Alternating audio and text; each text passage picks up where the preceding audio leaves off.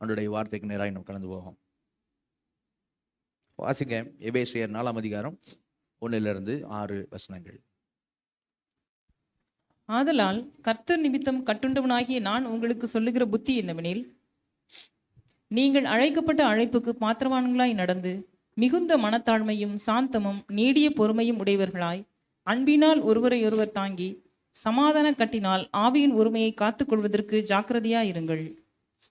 உங்களுக்கு உண்டான அழைப்பினாலே நீங்கள் ஒரே நம்பிக்கைக்கு அழைக்கப்பட்டது போல ஒரே சரீரமும் ஒரே ஆவியும் உண்டு. ஒரே கர்த்தரும் ஒரே விசுவாசமும் ஒரே ஞானஸ்நானமும் எல்லாருக்கும் ஒரே தேவனும் பிதாவும் உண்டு. அவர் எல்லார் மேலும் எல்லாரோடும் உங்கள் எல்லாருக்குள்ளும் இருக்கிறவர்.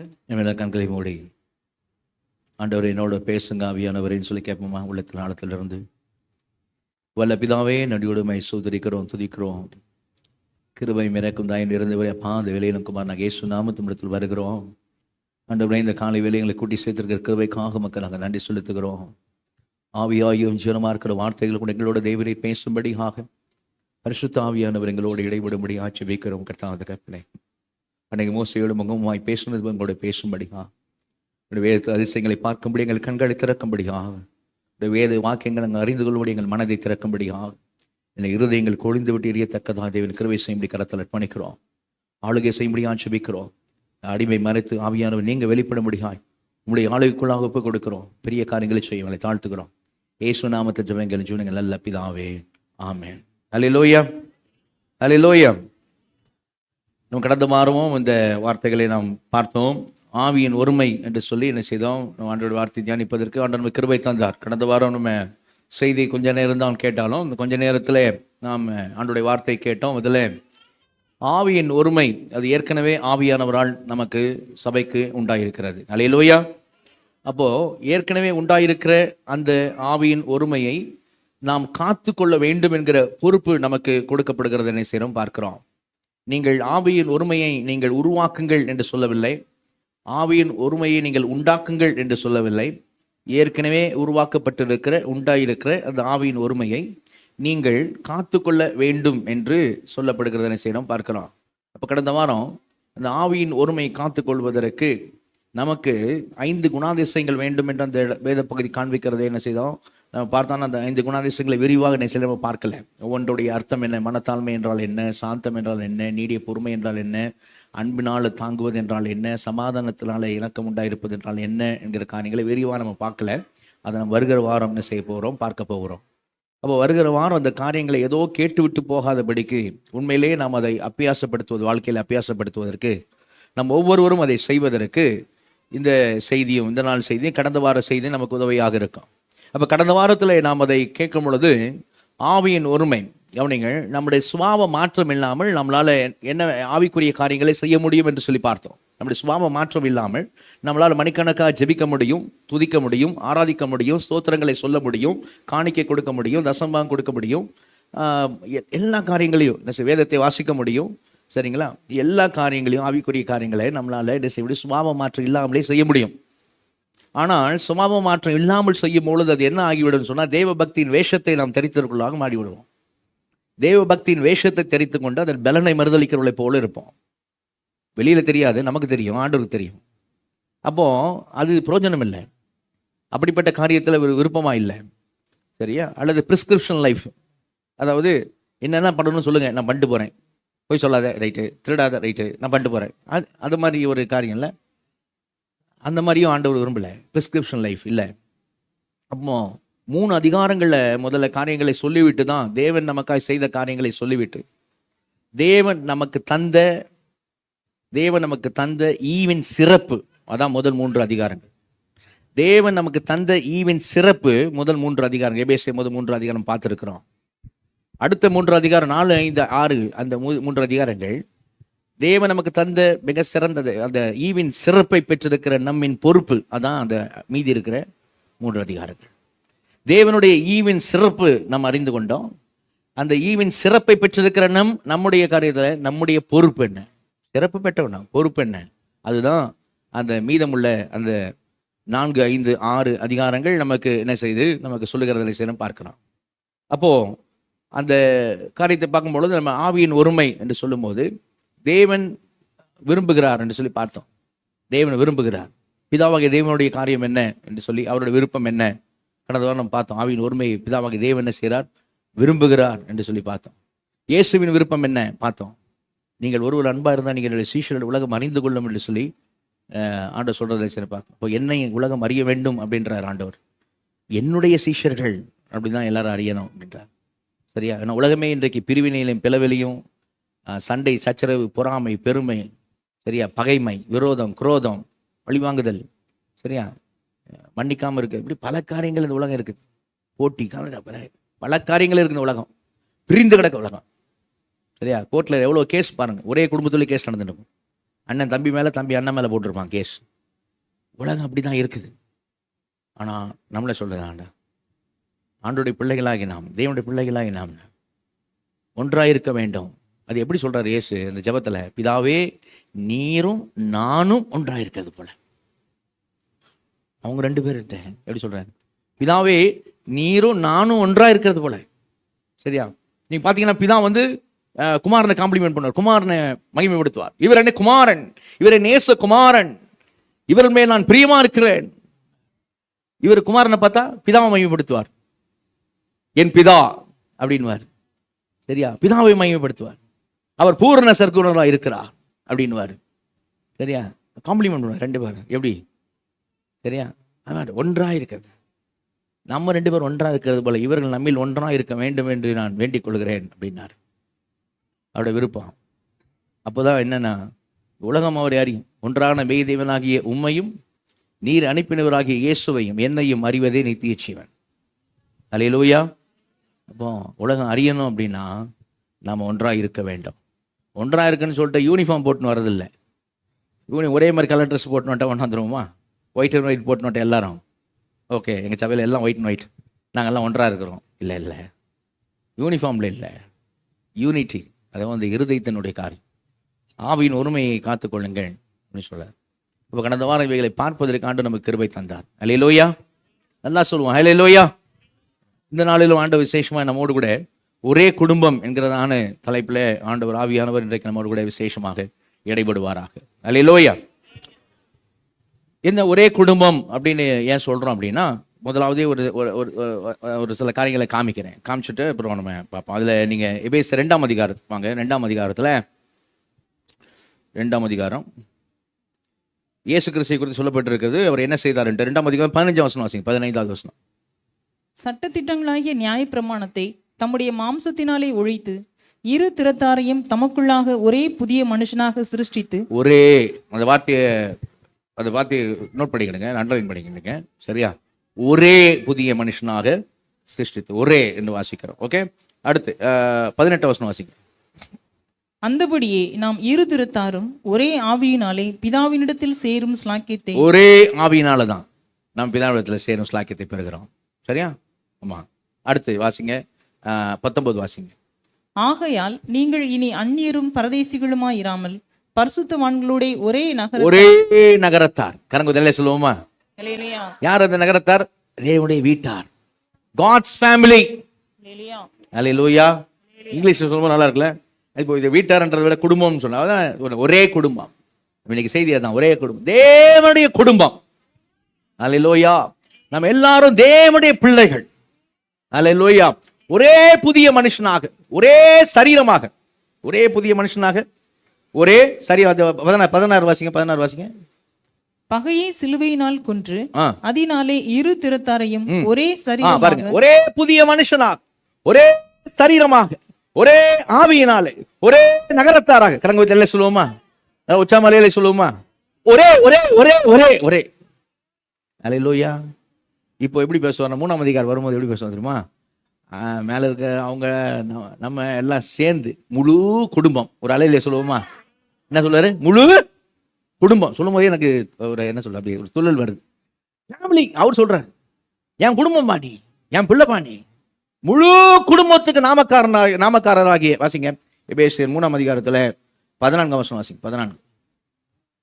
இது நிமித்தம் நான் பரலோகத்திலும் பூலோகத்திலும் உள்ள முழு குடும்பத்துக்கும் நாமக்காரனராகிய நம்முடைய கர்த்தராய் இருக்கிற இயேசு கிறிஸ்துனுடைய பிதாவை நோக்கி முழங்கால் படி. முழு குடும்பத்திற்கும் நாமக்காரராகிய கர்த்தராகிய அல்லேலூயா. வாசமா உடனே அல்லேலூயான்னு சொன்னாங்க. அந்த அல்லேலூயா நம்ம எல்லாருக்கும் வரணும். அந்த வார்த்தையை பார்க்கும்போது எவ்வளோ பெரிய ஸ்லாக்கியம் தெரியுமா உங்களுக்கு? அதோடைய அருமை தெரில. இன்னைக்கு ஒரு ஸ்கிட்டு மாதிரி, அதாவது ஸ்கிட்டுன்னா பேச மாட்டோம், சரியா? Silent skit. நான் தான் பேசுவேன், நடிக்கிறோம் யாரும் பேச மாட்டாங்க, ஆக்ஷன் தான் பண்ணுவாங்க. அது பண்ணி காமிக்கணும். இதெல்லாம் எதுக்காக பண்ணி காமிக்கிறோம்? எதுக்காகன்னா நல்லா சத்தியத்தை எப்பா என் ஸ்லாக்கியம் எவ்வளோ பெருசு அப்படின்னு தெரிஞ்சுக்கணும். ஏன் தெரியுமா அதெல்லாம் தெரியணும்னு சொல்கிறேன்? ஏன் தெரியும் தெரியுமா? நமக்கு கிடைச்சிருக்க அந்த ரட்சிப்பு எவ்வளவு பெரியது, எவ்வளவு அருமையானது அப்படிங்கிறது தெரிஞ்சாதான் அங்கே அவரை கொடுக்குற அழைப்பு கொடுக்குறல்ல, அழைக்கப்பட்ட அழைப்புக்கு பாத்திரவான்களாக நடந்து அப்படின்றதில்ல. நடந்துன்னு சொன்ன உடனே முதல் வார்த்தை ஆவியானவர் வாயிலிருந்து வர முதல் வார்த்தை என்ன? வாசிங்க இப்போ 4ஆம் அதிகாரத்தில் 1ஆம் வசனம் 2ஆம் வசனம் வாசிங்க. ஆதலால் கர்த்தர் நிமித்தம் கட்டுண்டவனாகிய நான் உங்களுக்கு சொல்லுகிற புத்தி என்னவெனில், நீங்கள் அழைக்கப்பட்ட அழைப்புக்கு பாத்திரவான்களாய் நடந்து மிகுந்த மனத்தாழ்மையும். எடுத்த முதல் வார்த்தை என்னது? மிகுந்த. சொல்லுங்க என்னங்க? நீங்கள் பாத்திரவான்களை நடந்து மனத்தாழ்மையா கூட இல்லை, மிகுந்த மனத்தாழ்மையா. அல்லேலூயா. ஸ்ட்ரெஸ் பண்றாரு, எம்பசைஸ் பண்றாரு, அழுத்தம் கொடுக்குறாரு. மனத்தாழ்மையா நடந்து கூட சொல்ல, மிகுந்த மனத்தாழ்மையா. அந்த மிகுந்த மனத்தாழ்மை நமக்கு வரணும் அப்படின்னா நமக்கு கிடைச்சிருக்க ரட்சிப்புல நம்முடைய பங்கு எதுவுமே இல்லை அப்படிங்கிறது 100% நமக்கு முதல்ல தெரியணும். அல்லேலூயா. அது தெரிஞ்சாதான், அதை புரிஞ்சாதான் இந்த காரியத்துக்குள்ளேயே நம்ம வருவோம். இல்லைன்னா கொஞ்சம் நமக்கு உள்ள நம்மளே அறியாமல கூட கொஞ்சம் அப்படி நம்ம ஒட்டிக்கிட்டு இருக்கோம் பெருமை, நம்மளே அறியாமலே, சரியா? அப்போ அந்த மிகுந்த மனத்தாழ்மைன்னு ஆரம்பிக்கிறாரு. அதுக்கு ரொம்ப முக்கியம் என்னன்னா அழைக்கப்பட்ட அழைப்பு. அதான சொல்றாரு முதல்ல 1ஆம் வசனம், நீங்கள் அழைக்கப்பட்ட அழைப்புக்கு பாத்திரம்லாம் நடந்து மிகுந்த. அப்ப அந்த அழைக்கப்பட்ட அழைப்பினுடைய ஸ்லாக்கியம் பாக்கியம் அதனுடைய மேன்மை என்னன்னு தெளிவா தெரிஞ்சாதான், அதை உணர்ந்தாதான் அடுத்து நான் மிகுந்த மனத்தாழ்மையா என்ன செய்வேன்? நடப்பேன். நான் சொன்ன கடந்த வாரம் நான் சொன்னேன், இந்த சொல்லப்பட்டிருக்க இந்த கிறிஸ்தவ வாழ்க்கை, பாத்திரமால் நடக்கிற வாழ்க்கை முதல்ல காலில் ஆரம்பிக்கல, முதல்ல இங்க இருதயத்தில் ஆரம்பிக்குது. அல்லேலூயா. இங்கே இருதயத்தில் மாற்றம் உண்டானா அதுக்கப்புறம் கால் எடுத்துக்க சொல்றார் ஆண்டவர், சரியா? அப்போ அந்த அழைப்பினுடைய ஸ்லாக்கியம் என்னன்னு தெரியணும்ல. அழைப்பினுடைய ஸ்லாக்கியம் என்ன அப்படின்னா, வேகமாக சில வசனங்களை ஸ்க்ரீனில் போடுங்க, நம்ம வாசிப்போம் வேகமாக சில வசனங்களை. நீங்கள் எபேசியரில் 1ஆம் அதிகாரம் 6ஆம் வசனத்தில் பார்த்தீங்கன்னா இந்த அழைப்பு முன் குறிக்கப்பட்ட அழைப்பு. அல்லேலூயா, அல்லேலூயா. முன் குறிக்கப்பட்ட அழைப்பு, அந்த அழைப்பு, சரி? அவர் நம்ம அழைத்திருக்கார். எபேசியர் 1ஆம் அதிகாரம் 6ஆம் வசனம் போடுங்க. முன் குறிக்கப்பட்ட அழைப்பு எப்படி? அவருடைய கிருபைக்கு மகிமைக்கு பகிர்ச்சியாக வாசிங்க. நம்முடைய சித்தத்தின்படியே நம்மை இயேசு கிறிஸ்து மூலமாய் தமக்கு சுவிகார புத்திரராகும்படி முன் குறித்திருக்கிறார். அவருக்கு அவருடைய பிள்ளைகளாகும்படி, அடாப்டட் சன்ஸ் அண்ட் டாட்டர்ஸ், தத்து பிள்ளைகளை நம்மளை எடுத்திருக்கிறார். அவருடைய குடும்பத்திற்கு என்று நாம சுவிகார புத்திரராகும்படி, அவருடைய பிள்ளைகளாகும்படி உலகம் தோன்றதுக்கு முன்னமே தேவன் நம்மை முன் குறித்திருக்கிறார். அல்லேலூயா.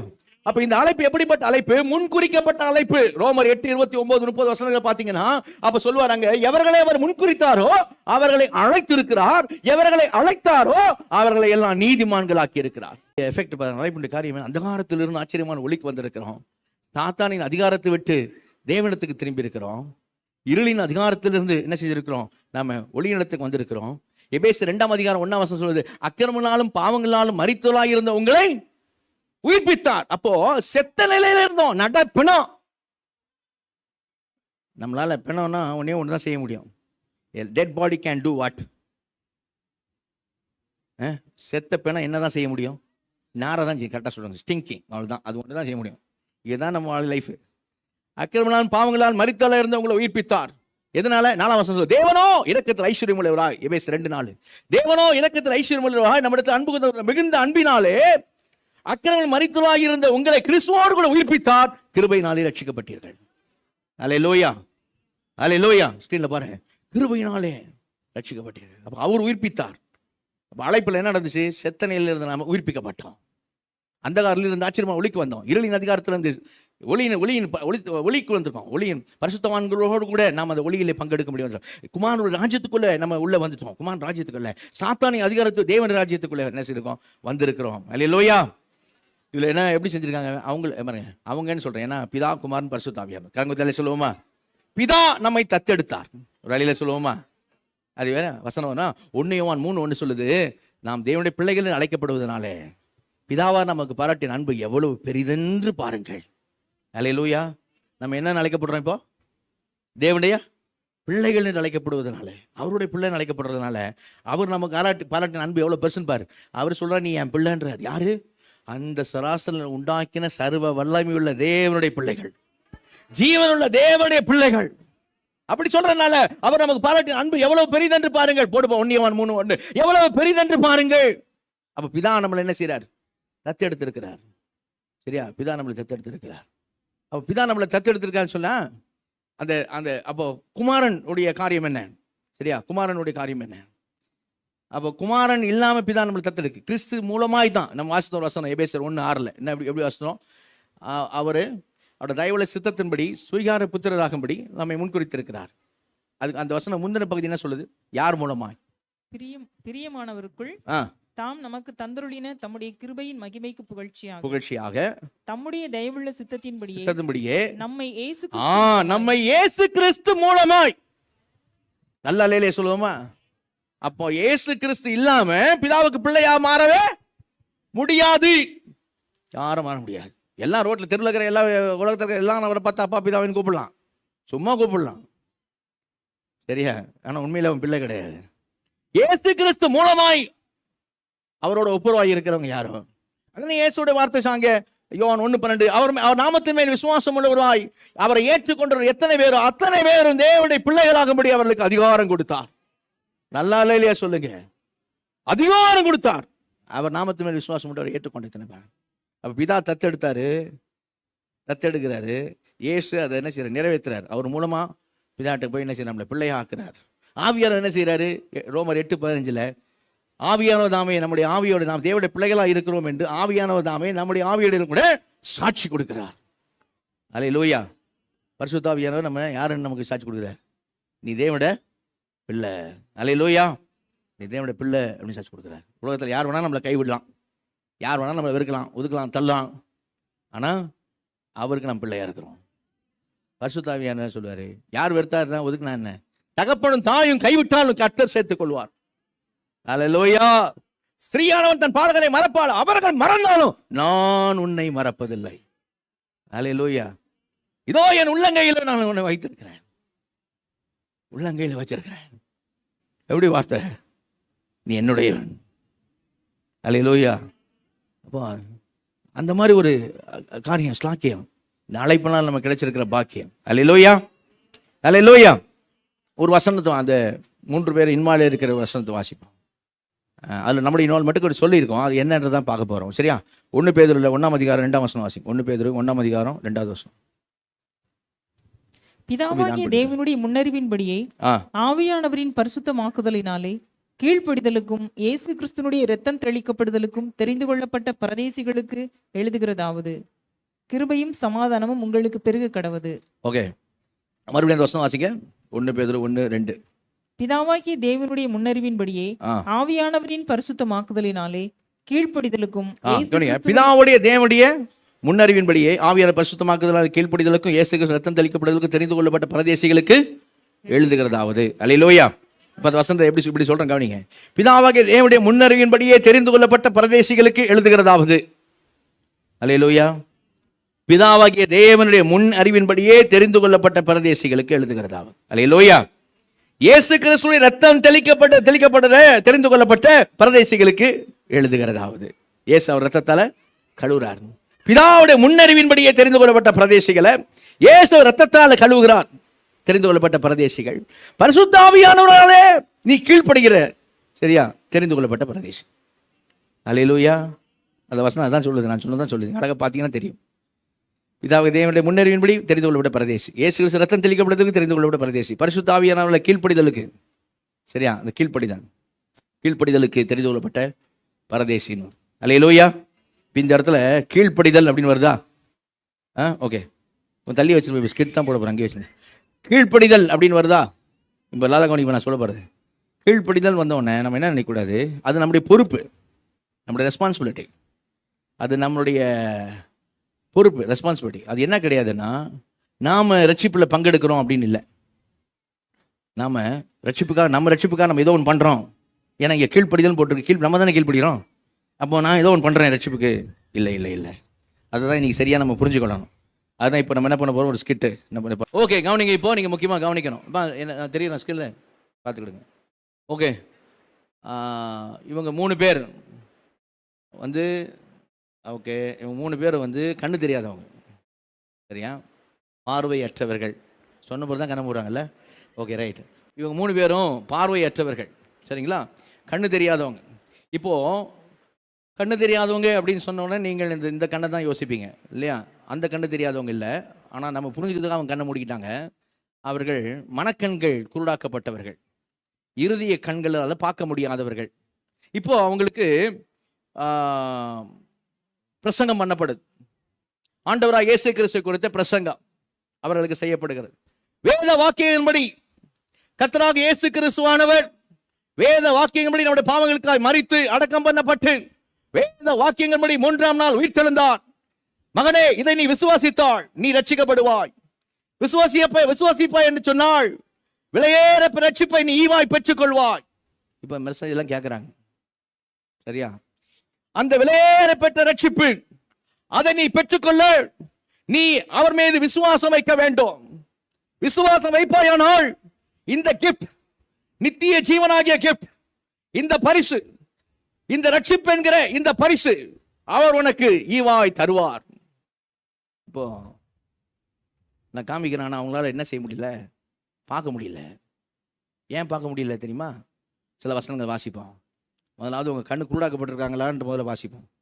அப்போஸ்தலர் 26:18 வாசிங்க. கொஞ்சம் வசனம் வேகமாக வாசிங்க. வசனம் ஸ்க்ரீனில் போடலன்னா பரவாயில்லையா? இல்லை, ஸ்க்ரீனில் போடுறீங்களா? போடுங்க. அப்போஸ்தலர் 26:18 கொஞ்சம் வேகமாக வாசிங்க வசனங்களை. அவர்கள் என்னை பற்றும் விசுவாசத்தினாலே, அப்போஸ்தலர் பவுல் ஆண்டவர் பேசுறார். அவர் என்னை பற்றும் விசுவாசத்தினாலே பாவ மன்னிப்பையும் பரிசுத்தமாக்கப்பட்டவர்களுக்குரிய சுதந்திரத்தையும் பெற்றுக்கொள்ளும்படியாக அவர்கள் இருளை விட்டு ஒளியினிடத்திற்கும் சாத்தானுடைய அதிகாரத்தை விட்டு தேவனிடத்திற்கும் திரும்பும்படிக்கு நீ அவர்களுடைய கண்களை திறக்கும் பொருட்டு இப்பொழுது உன்னை அவர்களிடத்திற்கு அனுப்புகிறேன் என்றார். அப்போஸ்தலர் 26:18. ஓகே, அவர்கள் கண்களை திறக்கும் பொருட்டு என்ன சொல்றார் ஆண்டவரே? அவர்கள் கண்களை திறக்கும் பொருட்டு. அப்படின்னா என்ன அர்த்தம்? அவங்களுக்கு கண்ணு தெரியலன்னு அர்த்தம். எந்த கண்ணு தெரியல? இந்த மனக்கண்ணு தெரியல. ஏன் மனக்கண்ணு தெரியல? 2 கொரிந்தியர் 4ஆம் அதிகாரம் 4ஆம் வசனம் வாசிங்க. 2 கொரிந்தியர் 4ஆம் அதிகாரம். நான் சுவிசேஷத்தை அவங்க பிரசங்கித்தேன், ஆனால் அவங்க கேட்டாங்க, காதில் கேட்டாங்க, ஆனால் அவங்களால பார்க்க முடியல. இந்த விலையேறப்பெற்ற கிஃப்டை என்ன செய்ய முடியல, பார்க்க முடியல. 2 கொரிந்தியர் 4ஆம் அதிகாரம் 4ஆம் வசனம் வாசிங்க. தேவனுடைய சாயலா இருக்கிற கிறிஸ்துவின் மகிமையான சுவிசேஷத்தின் ஒளி அவிசுவாசிகளாகிய அவர்களுக்கு பிரகாசமாய் இராதபடிக்கு இப்பிரபஞ்சத்தின் தேவனானவன் அவர்களுடைய மனதை குருடாக்கினான். இந்த பிரபஞ்சத்தின் தேவனானவன் அவருடைய மனதை என்ன பண்ணிட்டான்? இந்த பிரபஞ்சத்தின் தேவனானவன் பிசாசானவன் அர்த்தம், சரியா? அவங்க மனது கண்களை குருடாக்கிட்டான். அதை நம்ம புரிஞ்சு கொண்டு தான் அவங்க கண்ணை மூடிட்டு இருக்காங்க, இந்த கண்ணை, சரியா? ஏன்னா இந்த கிஃப்ட் அவங்களால பார்க்க முடியல. இந்த கிஃப்ட் என்ன செய்யல, பார்க்க முடியல. மனதின் கண்கள் குருடாக்கப்பட்டு இருக்கிறது அவங்களுக்கு. அதுதான் அவங்களுடைய நிலைமை.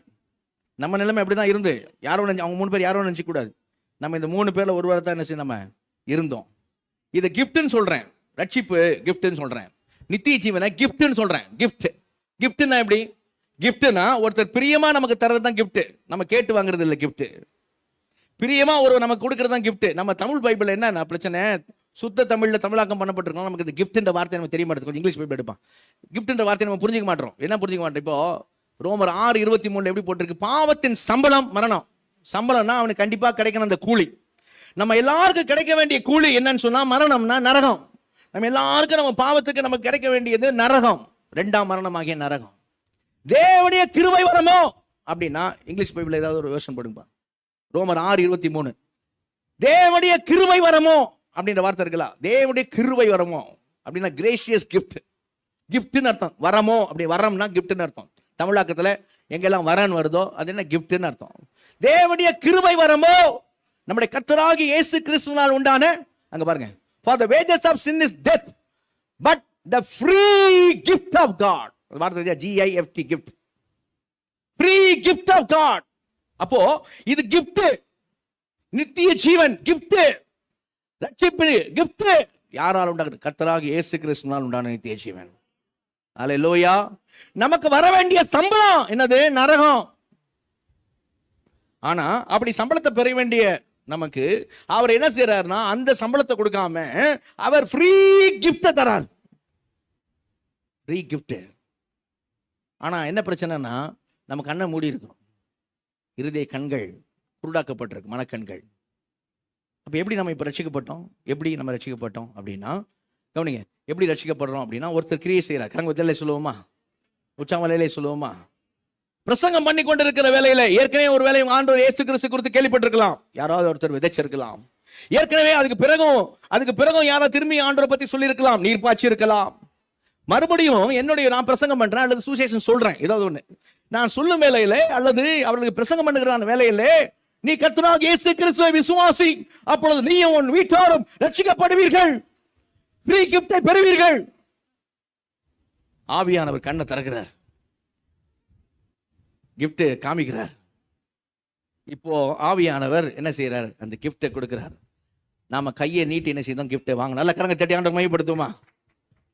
இந்த கண்ணை ஆவியானவர் திறக்கலைன்னா, இந்த கண்ணு இல்லை மனக்கண்ணை சொன்னோம், இந்த கிஃப்டை என்ன செய்ய முடியாது? பெற முடியாது. இப்போ வாசி அப்போஸ்தலர் 16:14. அப்போஸ்தலர் 16:14 வசனம். அப்போஸ்தலர் 16:14. அப்பொழுது தியத்தீரா ஊராளும் இரத்தாம்பரம் விற்கிறவளும் தேவனை வணங்குகிறவளுமாகிய லீதியாள் என்னும் பேருள்ள ஒரு ஸ்திரீ கேட்டுக்கொண்டிருந்தாள். பவுல் சொல்லியவைகளை கவனிக்கும்படி கர்த்தர் அவள் இருதயத்தை திறந்தருளினார். கர்த்தர் அவள் இருதயத்தை, லீதியாள் இருதயத்தை திறந்தருளினார். கரங்கொத்தலே சொல்லுவோமா? அவர் தான் நம்ம இருதயத்தை திறந்தருளினார். அல்லேலூயா, அல்லேலூயா. அதனால பரிசுத்த ஆவியினால் அன்றி 1 கொரிந்தியர் 12 1, 2, 3 வசனம். பரிசுத்த ஆவியினால் அன்றி ஒருவன் இயேசுவை கர்த்தர் என்று அறிக்கை பண்ண முடியாது. கவனிங்க, நம்முடைய நிலைமை என்னவா இருந்துச்சு? கண்ணு மூடப்பட்டிருந்துச்சு. எப்படி நமக்கு தெரிஞ்சது? அவங்க நிலைமை என்ன தெரியுமா? ஒரே அதிகாரத்தை காமிக்கிறேன். இந்த மீதி 2 பேருடைய நிலைமை என்ன? 1 கொரிந்தியர் 2ஆம் அதிகாரத்து வாங்க. அவங்க நிலைமை என்ன முதல்ல வாசித்துருவாங்க. 1 கொரிந்தியர் 2ஆம் அதிகாரத்துல 14வது வசனத்தை வாசிங்க. 14வது வசனம். ஜென்ம சுவாபமான மனுஷனோ தேவனுடைய ஆவிக்கிரியைகளை ஏற்றுக்கொள்ளான், அவைகள் அவனுக்கு பைத்தியமாக தோன்றும். அவைகள் அவனுக்கு பைத்தியமாய் தோன்றும். அவைகள் ஆவிக்கேற்ற பிரகாரமாய் ஆராய்ந்து நிதானிக்கப்படுகிறவைகள் ஆனதால் அவைகளை அறிய மாட்டான். அவைகள் அறிய மாட்டான். ஏன் அறிய மாட்டான் அப்படின்னா 9ஆம் வசனம் வாசிங்க. 9ஆம் வசனம் வாசிங்க. ஏன் அறிய மாட்டான்? எழுதியிருக்கிறபடி தேவன் தம்மில் அன்பு கூறுகிறவர்களுக்கு ஆயத்தம் பண்ணினவைகளை கண் காணவும் என்னது? கண் காணவும் இல்லை, காது கேட்கவும் இல்லை, அவைகள் மனுஷனுடைய இருதயத்திலே அவர்கள் இருதயத்திலே தோன்றவும் இல்லை.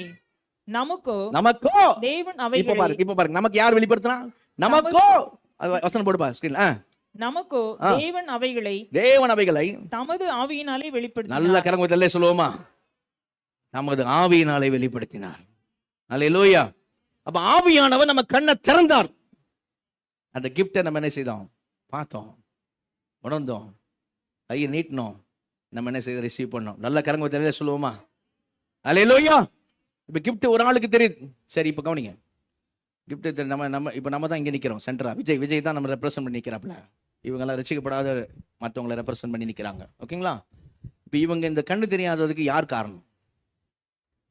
இவங்க கண்ணு தெரியாமல் போனது. அவர் உண்டாக்கும் போதே இவர்களை கண்ணு தெரியாத இருதயத்தின் கண்கள் தெரியாதபடி உண்டாகும். ஏன் இவங்க கண்ணு தெரியாமல் போனதுக்கு யார் காரணம்?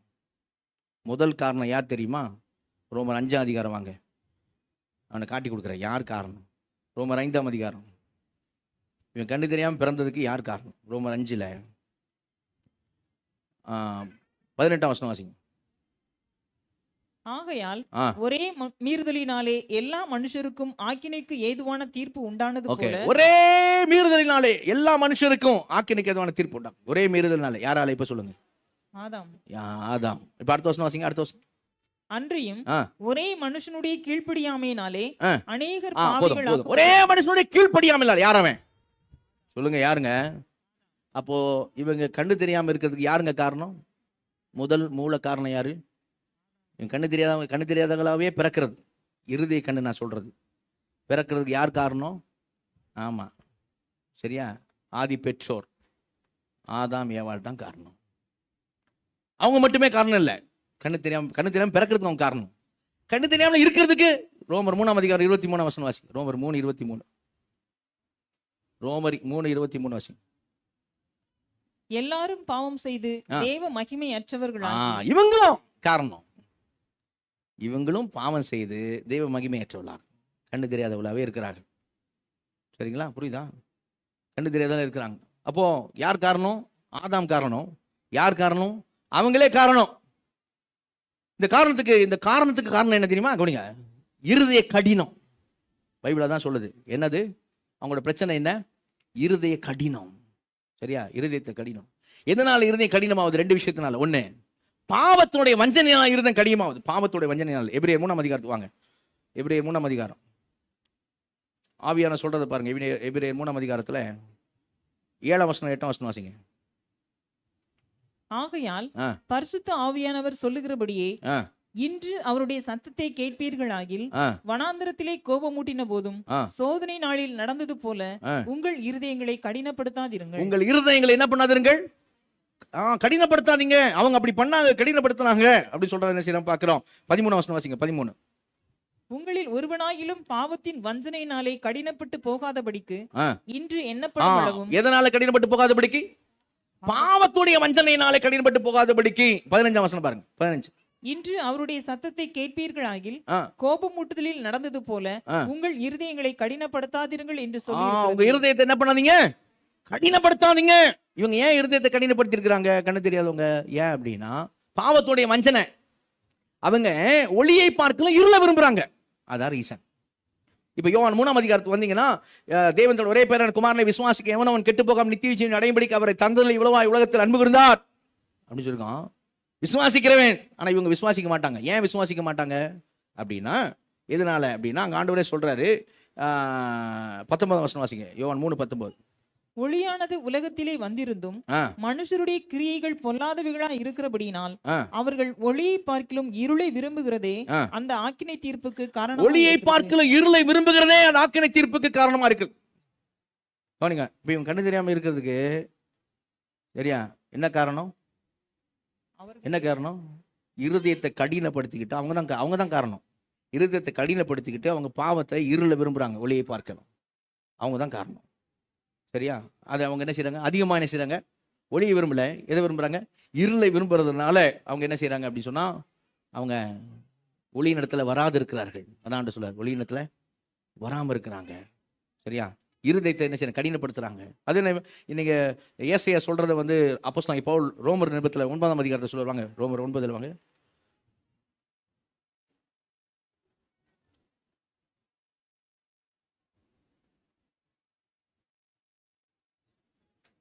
ஓகே,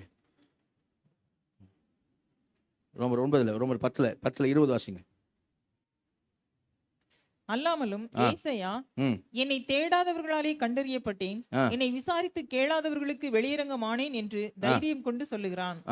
இஸ்ரவேலரை குறித்தோ கீழ்ப்படியாதவர்களும் எதிர்த்து பேசுகிறவர்களுமாய் இருக்கிற ஜனங்களிடத்திற்கு நாள் முழுதும் என் கைகளை நீட்டினேன் என்று அவன் சொல்லி இருக்கிறான். நாள் முழுதும் கையை நீட்டினேன் சொல்லி இருக்கிறான். அப்போ இவங்களோட பிரச்சனை என்ன? ஒண்ணு பாவத்துடைய வஞ்சனை, இன்னொன்னு இப்போ ரோமர் 9 இன்னொரு பிரச்சனை பாருங்க. இன்னொரு பிரச்சனை என்ன? ரோமர் 9 அவங்க என்ன செய்யறாங்க அப்படின்னா, அவங்க 31ஆம் வசனம் வாசிங்க. 9:31. நீதி பிரமாணத்தை தேடின இஸ்ரவேலரோ நீதி பிரமாணத்தை அடையவில்லை. என்னத்தினால் என்றால் அவர்கள் விசுவாசத்தினாலே அதை தேடாமல் நியாய பிரமாணத்தின் கிரியைகளினாலே தேடினபடியால் அதை அடையவில்லை. இடறுதலுக்கான கல்லில் இடறினார்கள். 10ஆம் அதிகாரம் 3ஆம் வசனம். எப்படி என்றால் அவர்கள் தேவ நீதியை அறியாமல் தங்கள் சுய நீதியை நிலைநிறுத்த தேடுகிறபடியால் தேவ நீதிக்கு கீழ்ப்படியாதிருக்கிறார்கள். ரெண்டு காரணங்க அவங்க இருதயத்தின் கடினத்துக்கு. ஒண்ணு அவங்களோட பாவத்தோட வஞ்சனை. பாவத்தோட வஞ்சனை என்ன? அவங்களை இருதயத்தை கடினப்படுத்துது. இன்னொன்னு என்னது? அவங்க தங்கள் சுய நீதி நிலைநிறுத்த தேடுறாங்க. அதனால தேவ நீதி என்ன செய்ய மாட்டாங்க? ஏற்றுக்கொள்ள மாட்டாங்க. ரெண்டு ரீசன். அவங்க எப்படி இருக்கிறாங்க? பார்வை அற்றவர்களாக இருக்கிறாங்க. சரிங்களா? அப்போ ஆதாம் காரணம், அவங்களுடைய இருதய கடினம் அவங்க தான் காரணம். அவங்க தான் அது காரணம். சரியா? நம்மளும் அப்படித்தான் என்ன செய்தோம்? இருந்தோம். சரியா? ஆனா ஆவியானவர் நம் கண்களை திறந்ததுனால எல்லா கரங்கத்திலே சொல்லுவோமா? உச்சாமலையிலே சொல்லுவோமா? அல்லேலூயா. இப்போ நான் கேட்க போற முக்கியமான கேள்வி கவனிங்க, முக்கியமானது. சரியா? இப்போ விஜய் வந்து நம்மளை ரெப்ரசன்ட் பண்ணியிருக்கிறார். ஆவியானவர் விஜயனுடைய கண்ணை திறந்து, என்னை தான் சொல்றேன், என்னை நீ புரிஞ்சதுக்காக சொல்றேன், கண்ணை திறந்து இந்த கிஃப்டை என்ன செய்யல கொடுக்கிறார். இவர் கிஃப்டை கை நீட்டி வாங்குறார். ஏன்னா இவளோட இருதயம் இருதய கடினம் எல்லாம் உடைக்கப்பட்டிருக்கிறார். நொறுங்குண்ட இருதயத்தோட, நறுங்குண்ட ஆவியோட, சரியா, அவர் அப்படி இருக்கிறார். முதல்ல கடின இருந்திருக்கும். உபத்திரத்தினால, பாடுகள்னால தேவன் அந்த உபத்திரம் பாடுகள் அவர் வாழ்க்கையில் அனுமதிச்சு எப்படியோ அது உடைக்கப்பட்டுச்சு. இப்போ நொறுங்குண்ட இருதயத்தோடு, நறுங்குண்ட ஆவியோடு, உடைக்கப்பட்ட உள்ளத்தோடு இப்ப என்ன பண்றாரு? அந்த அந்த கிஃப்ட் என்ன பண்றாரு? ரிசீவ் பண்றாரு. இப்ப நல்லா கவனிங்க, நான் கேட்கிற கேள்வி. இவர் கை நீட்டி ரிசீவ் பண்றாருல, கிஃப்ட் வாங்குறாருல, இவர் கை நீட்டி கிஃப்ட வாங்கினால இந்த ரட்சிப்பின் கிஃப்ட் நீங்க புரிஞ்சதுக்காக அப்படி சொல்றேன். நீ பணத்தை வச்சு சொன்னாதான் புரியும்ன்றதுக்காக சொல்றேன். இந்த ரட்சிப்பின் கிஃப்ட் 100 கோடி வச்சுக்கிடுங்க. 100 கோடி அது விலையேற பெற்றதுங்க, விலை மதிப்பு இல்லாததுங்க. நம்ம புரிஞ்சதுக்காக 100 கோடி சொன்னேன். 100 கோடியை இப்போ நல்லா கவனிங்க, இவர் கை நீட்டி வாங்குறதுனால அந்த 100 கோடியில இவர் 1 ரூபா கொடுத்துருக்காரா? இது வாங்கினேன், நான் தான் வாங்கினேன். நான் அதுக்கு ஒரு பிரைஸ் கொடுத்து வாங்கியிருக்கேன், ரைட்டா? நான் விலை கிரையம் செலுத்திருக்கேன். இவர் கை நீட்டி வாங்குறதுனால இதுல ஏதாவது ஒரு கிரையம் செலுத்துறாரா?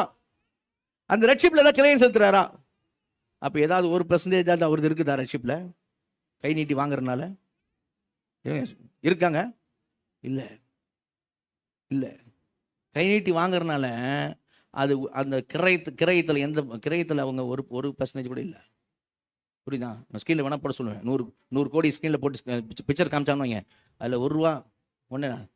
அப்போ மீதியா 99 கோடியே 99,99,999 ரூபா. அதான் தேவன் செஞ்சாரு. 1 ரூபா நான் கொடுத்தேன். அப்படி யாராவது சொல்ல முடியுமா? சொல்றவங்க மட்டும் ஒரு அலையிலேயே சொல்லுங்க பாருங்க. 100 கோடி அதில் 1 ரூபா மைனஸ் பண்ணணும்னு வைங்க, அடுத்த பிக்சர் போடுப்பா. சரியா? இப்படி தான் வரும். ஓகேங்களா? இப்படியா? அதான் 1 ரூபா நம்ம கொடுத்தோமா? இல்லைங்க. 1 Corinthians 6 அதிகாரம் 20 வசனம் வாசிங்க. 1 Corinthians 6:20 வாசிங்க. 1 Corinthians 6:20.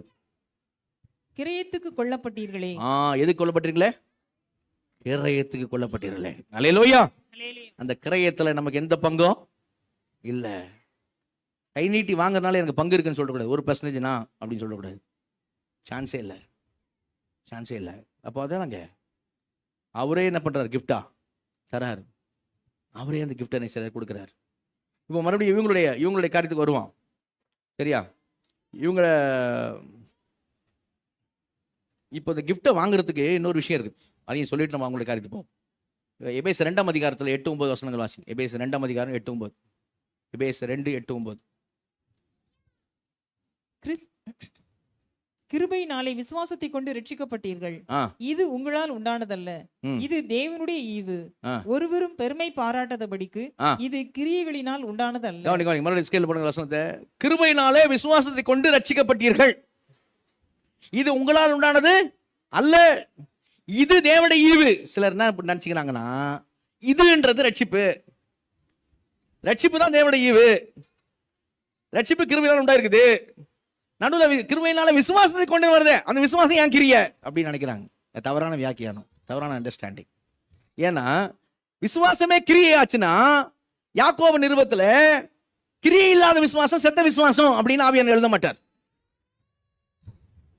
விசுவாசமே கிரியை ஆயிட்டு அப்படின்னா, கிரியை இல்லாத விசுவாசம் அப்படின்னு என்ன செய்யாது, வசனம் சொல்லாது. விசுவாசத்தை பிறகு கிரியை செய்யுன்னு சொல்லுது. நீங்க அடுத்த வசனம் 10 வசனம் இங்கே பாத்தீங்கன்னா, ஏனெனில் நற்கிரியைகளை செய்யும்படிக்கு அப்படின்னு இருக்கும். எப்போ? ரட்சிக்கப்பட்ட பிறகு. சரியா? அப்போ ரட்சிப்புல எந்த கிரியைக்குன்னே இல்ல, பங்கு இல்ல. அப்ப அந்த விசுவாசம் எங்க இருந்து வருது? முக்கியமானது. கிருபையினாலே விசுவாசத்தை கொண்டு ரட்சிக்கப்பட்டீர்கள். அப்ப அந்த விசுவாசம் எங்க இருந்து வருது? எப்படி உருவாகுது? எங்க இருந்து பிறக்குது? எப்படி வருது? எப்படி வருது? நல்ல கவனிங்க. இப்ப நான் சொல்றது நல்ல கவனிங்க.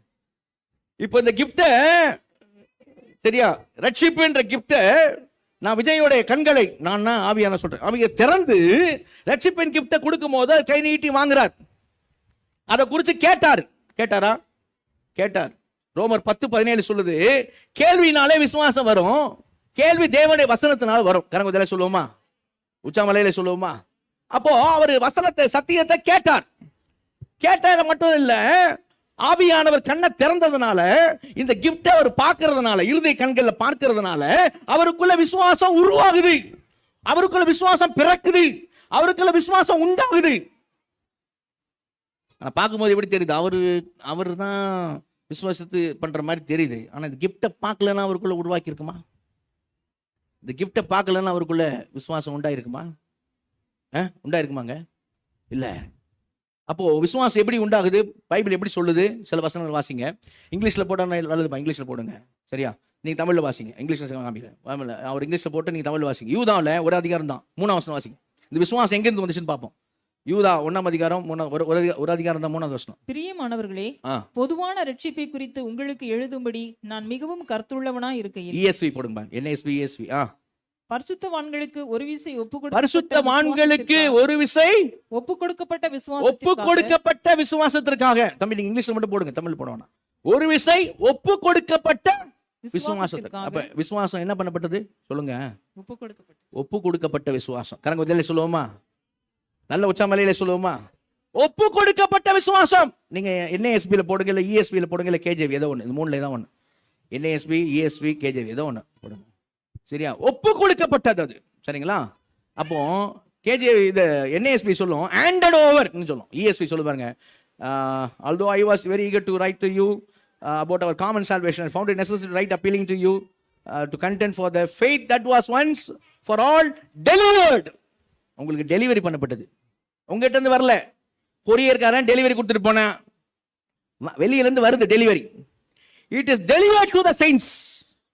கரங்க உதவியில சொல்லுவோமா? புரியுதா வசனம்? It is delivered, it is given, இது handed over. கொடுக்கப்பட்டது, ஒப்பு கொடுக்கப்பட்ட விசுவாசம். அது ஒன்று இல்லை. அதனால தான் வசனம் சொல்லி, கிருபையினால் விசுவாசம் கொண்டு ரட்சிக்கப்பட்டீர்கள், இது உங்களால் பண்ணது அல்ல, மொத்தமா அவருது தான். சரியா? இன்னொரு இடத்து வாசிங்க, விசுவாசம் குறித்து என்ன சொல்லியிருக்கு அப்படின்னு சொன்னா, இன்னொரு வசனம் வாசிப்போம். பிலிப்பியர் 1ஆம் அதிகாரம் 29ஆம் வசனம் வாசிப்போம். பிலிப்பியர் 1:29. NLT போடுங்க, இல்ல KJV போடுங்க. ஏனெனில் கிறிஸ்துவினிடத்தில் விசுவாசிக்கிறதற்கு மாத்திரமல்ல, கிறிஸ்துவினிடத்திலே விசுவாசிக்கிறதுக்கு மாத்திரமல்ல, அவர் நிமித்தமாக பாடுபடுகிறதற்கும் உங்களுக்கு அருளப்பட்டிருக்கிறது. அந்த வசனம் எப்படி புரிஞ்சுக்கணும் கவனிங்க. ஏனெனில் பிலிப்பியர் 1:29, கிறிஸ்துவினிடத்திலே விசுவாசிக்கிறதுக்கு உங்களுக்கு அருளப்பட்டிருக்கிறது, பாடுபடுறதுக்கு உங்களுக்கு அருளப்பட்டிருக்கிறது. அப்படிதான் அருளப்பட்டிருக்கிறது. அப்ப அந்த விசுவாசம் என்ன விசுவாசம்? அருளப்பட்ட விசுவாசம். கரங்க தெளிவா சொல்லுவோமா? அருளப்பட்ட விசுவாசம். granted. ESV சொல்லுது, for it has been granted to you. வேற வெர்ஷன் போடுங்க, KJV போடுங்க, இல்லனா NLT போடுங்க, எல்லாம் போடுங்க. சரியா? கிறிஸ்தவத்துவம் நீங்க பாடுபடுறதுக்கு உங்களுக்கு அருளப்பட்டிருக்குது அப்படின்னு பவுல் அங்க சொல்றாரு. அதெல்லாம் ஸ்ட்ரெஸ் பண்றாரு. பாடுபடுறதுக்கும் அருளப்பட்டிருக்கு. ஆனா அதுக்கு முன்னாடி என்ன அருளப்பட்டிருக்குன்னா, உங்களுக்கு விசுவாசம் அருளப்பட்டிருக்குது. KJV, for unto it is given in the behalf of Christ, not only to believe, it is given. given என்னதுங்க? given என்னதுங்க? give அப்படின்னு என்ன பண்ணுவாங்க? கொடுப்பாங்க. கொடுக்கப்பட்டது. அருளப்பட்ட விசுவாசம், ஒப்பு கொடுக்கப்பட்ட விசுவாசம். அப்போ பெற்றுக்கொண்டோம்னா, நம்ம பெற்றுக்கொள்ளாதது போல ஏன்ட்ட வந்தது விசுவாசம் அப்படின்னு மேன்மை பாராட்ட முடியாது. புரியுதா? உன்னை விசேஷத்தனாக்குது அவர் தந்த கிருபை, அவர் தந்த விசுவாசம். உன்னை தேவ பிள்ளையா விசேஷத்தனாக்குது. அப்ப விசேஷத்தனாக்கும்படி உன்னை செய்தவர் யார்? வாசிங்க. விசேஷம் உன்னை செய்தவர். இதோட இங்கிலீஷ்ல போடும்பா. விசேஷனாகும்படி உன்னை செய்தவர். 1 கொரிந்தியர் 4ஆம் அதிகாரம் 7ஆம் வசனம் வாசிங்க. 1 கொரிந்தியர் 4ஆம் அதிகாரம் 7ஆவது வசனம். 1 கொரிந்தியர் 4:7. அன்றியும் உன்னை விசேஷித்தவன் ஆகும்படி செய்கிறவர் யார்? உனக்கு உண்டாயிருக்கிறவைகளில் நீ பெற்றுக்கொள்ளாதது யாது? நீ பெற்றுக்கொண்டவன் ஆனால் பெற்றுக்கொள்ளாதவன் போல ஏன் மேன்மை பாராட்ட? பெற்றுக்கொண்டவன் ஆனால் received. நீ வந்து என்ன பண்ணிக்க? For that NLT, okay, for what gives you the right to make such a judgment? What do you have that God hasn't given you? Hasn't given you. உனக்கு எதை கொடுக்கல ஆண்டவர்? given. பெற்றுக்கொண்ட நீ. புரியுதா? அப்போ ஒப்பு கொடுக்கப்பட்ட விசுவாசம், வழங்கப்பட்ட, அருளப்பட்ட, கொடுக்கப்பட்ட விசுவாசம். இன்னொரு வசனம் வாசிங்க. 2 பேதுரு 1ஆம் அதிகாரம். எப்படி இந்த விசுவாசம் யாரால நமக்கு வந்து பாருங்க? யாரால வந்தது விசுவாசம்? 2 பேதுரு 1ஆம் அதிகாரம் 1ஆம் வசனம் வாசிங்க. 2 பேதுரு 1ஆம் அதிகாரம் 1ஆம் வசனம். நம்முடைய தேவனும் இரட்சகருமாய் இருக்கிற இயேசு கிறிஸ்துவினுடைய நீதியால், வேற வெர்ஷன் போடுங்க, எங்களைப் போல அருமையான விசுவாசத்தை பெற்றவர்களுக்கு இயேசு கிறிஸ்துவின் ஊழியக்காரனும் அப்போஸ்தலனுமாகிய சீமோன் என்ன சொல்றாரு? எங்களை மறுபடியும் வசனம் வாசிங்க. 2 பேர். நம்முடைய தேவனும் இரட்சகருமாய் இருக்கிற இயேசு கிறிஸ்துவினுடைய நீதியால், இயேசு கிறிஸ்துவினுடைய நீதியால் எங்களைப் போல அருமையான விசுவாசத்தை பெற்றவர். எங்க உங்க பைபிள் என்ன போட்டுருங்க? 2 கொரிந்தியர் 1:1, 2 பேதுரு 1:1. எங்களை போல அருமையான விசுவாசத்தை சொல்லுங்க. என்னதுங்க? பெற்றவர்களுக்கு. பெற்றவர்களுக்கு. யாரால? யாரால? இயேசுடைய நீதினால. அவருடைய நீதினால உனக்கு விசுவாசம் கொடுக்கப்பட்டது, நீ பெற்றுக்கொண்டா. Received. servant and apostles of Jesus Christ to those who have obtained the faith. NSB போடுப்பான். obtained faith, given faith. சரியா, கொடுக்கப்பட்ட, நீ பெற்றுக்கொண்டா, you received. சரியா, நீ பெற்றுக்கொண்ட. ஓகே, அப்போ பெற்றுக்கொண்ட விசுவாசம், வழங்கப்பட்ட விசுவாசம், அருளப்பட்ட விசுவாசம், ஒப்பு கொடுக்கப்பட்ட விசுவாசம், பெற்றுக்கொண்ட விசுவாசம். சரியா, அந்த அப்போஸ்தலர் 3ஆம் அதிகாரத்தில் ஒரு ஒரு ஒரு நடக்க முடியாத ஒருத்தன் சுகமாவான். இவன் எப்படி சுகமானான் அப்படின்னு சொல்லும்போது அங்கே சொல்லியிருக்கோம். அவர் அந்த வசனத்தை வாசிங்க, நல்லா இருக்கும். அது வசனம் வாசிங்க. அப்போஸ்தலர் 3ஆம் அதிகாரம் 16 வாசிங்க. அப்போஸ்தலர் 3:16. அவருடைய நாமத்தை பற்றும் விசுவாசத்தினாலே அவருடைய நாமமே நீங்கள் பார்த்து அறிந்திருக்கிற இவனை பலப்படுத்தினது. அவரால் உண்டாகிய விசுவாசமே. NSB போடுங்க, NSB. அவரால் உண்டான விசுவாசமே, அவரால் உண்டான விசுவாசமே உங்கள் எல்லாருக்கும் முன்பாக இந்த சர்வாங்க சுகத்தை இவனுக்கு கொடுத்தது. என்னங்க உண்டான விசுவாசம்? கரங்கொதில சொல்லுவோமா? ஆமா, உண்டான விசுவாசம். Okay, basis of faith in his name, his name of Jesus which has strengthened the man. Okay, அவரால் உண்டான விசுவாசம், faith which comes through, கவனிங்க, faith which comes through him has given him, which comes through him. இயேசு மூலமாய் வருதான் விசுவாசம். given, கொடுக்கப்பட்ட விசுவாசம், வழங்கப்பட்ட விசுவாசம், அருளப்பட்ட விசுவாசம். அதனால தான் எபிரேயர் 12:1 சொல்லுது, அவர் விசுவாசத்தை துவக்கிறவரும் முடிக்கிறமா. இங்கிலீஷ் பைபிள் சொல்லுது, அவர் தான் ஃபவுண்டர் அண்ட் பெர்ஃபெக்டர்.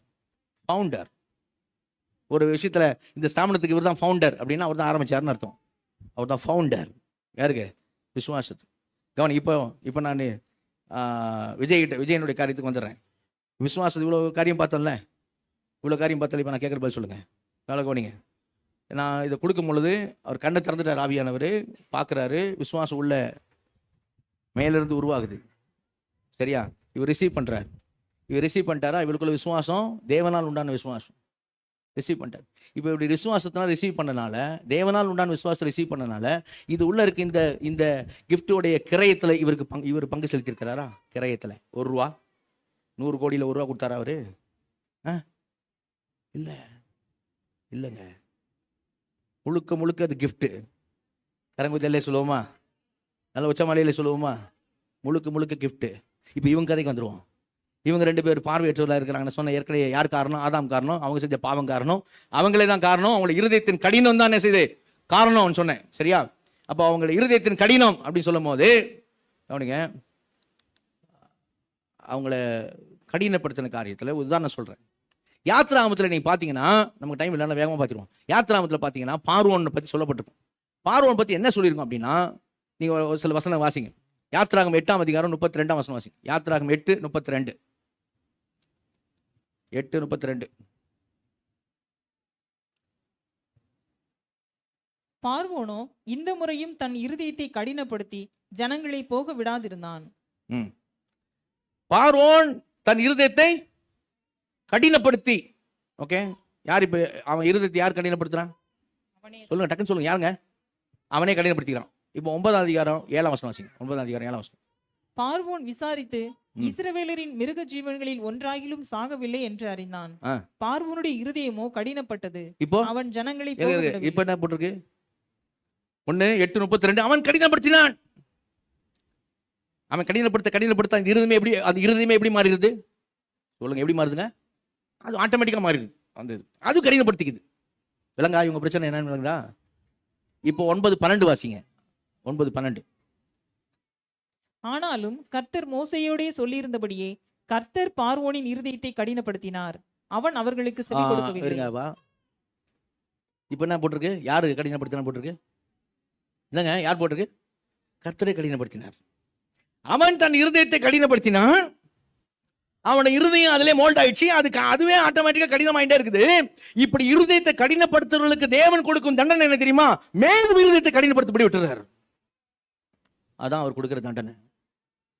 ஆனால் தான் நம்ம ஜெபிக்கிறோம். ஆண்டவர்கிட்ட ரட்சிப்புக்காக ஏன் ஜெபம் பண்றோம் அப்படின்னா, அதுக்காக தான் ஜெபம் பண்றோம். ஆண்டவரே, அவங்க கடின இதயத்தில் உடைங்க ஆண்டவரே, ஐயா இறங்குங்க ஆண்டவரேன்னு ஜெபம் பண்றோம். அவங்ககிட்ட போய் சத்தியத்தை சொல்றோம். ஆண்டவரோட ஜெபம் மன்றாடுறோம். ஏன்னா அவர் இப்படி ஒரு காரியம் இருக்குது. அவங்க இருதயத்தை கடினப்படுத்த அவர் என்ன அவர் கொடுக்குற தண்டனைன்னா மேலும் கடினமாக்கி விட்டுருவார். நான் எவன் மேல இரக்கமா இருக்க சித்தமா இருப்பேன், இரக்கமா இருப்பேன். எவன் மேல உருக்கமா இருக்க சித்தமா இருப்பேன், உருக்கமா இருப்பேன்னு சொன்னாரு. அந்த இரக்கம் உருக்கமும் யார் மேல வரும்? நேச்சுரலா, இயற்கையா யார் மேல வரும்? இருதயத்தை கடினப்படுத்துற மேல மனுஷன் மேல ஒரு இரக்கம் வருமாங்க? இருதயத்தை கடினப்படுத்துற மனுஷன் மேல உருக்கம் வருமாங்க? கோபம் தான் வரும், கோபம் தான் வரும். யார் மேல இரக்கம் வரும்?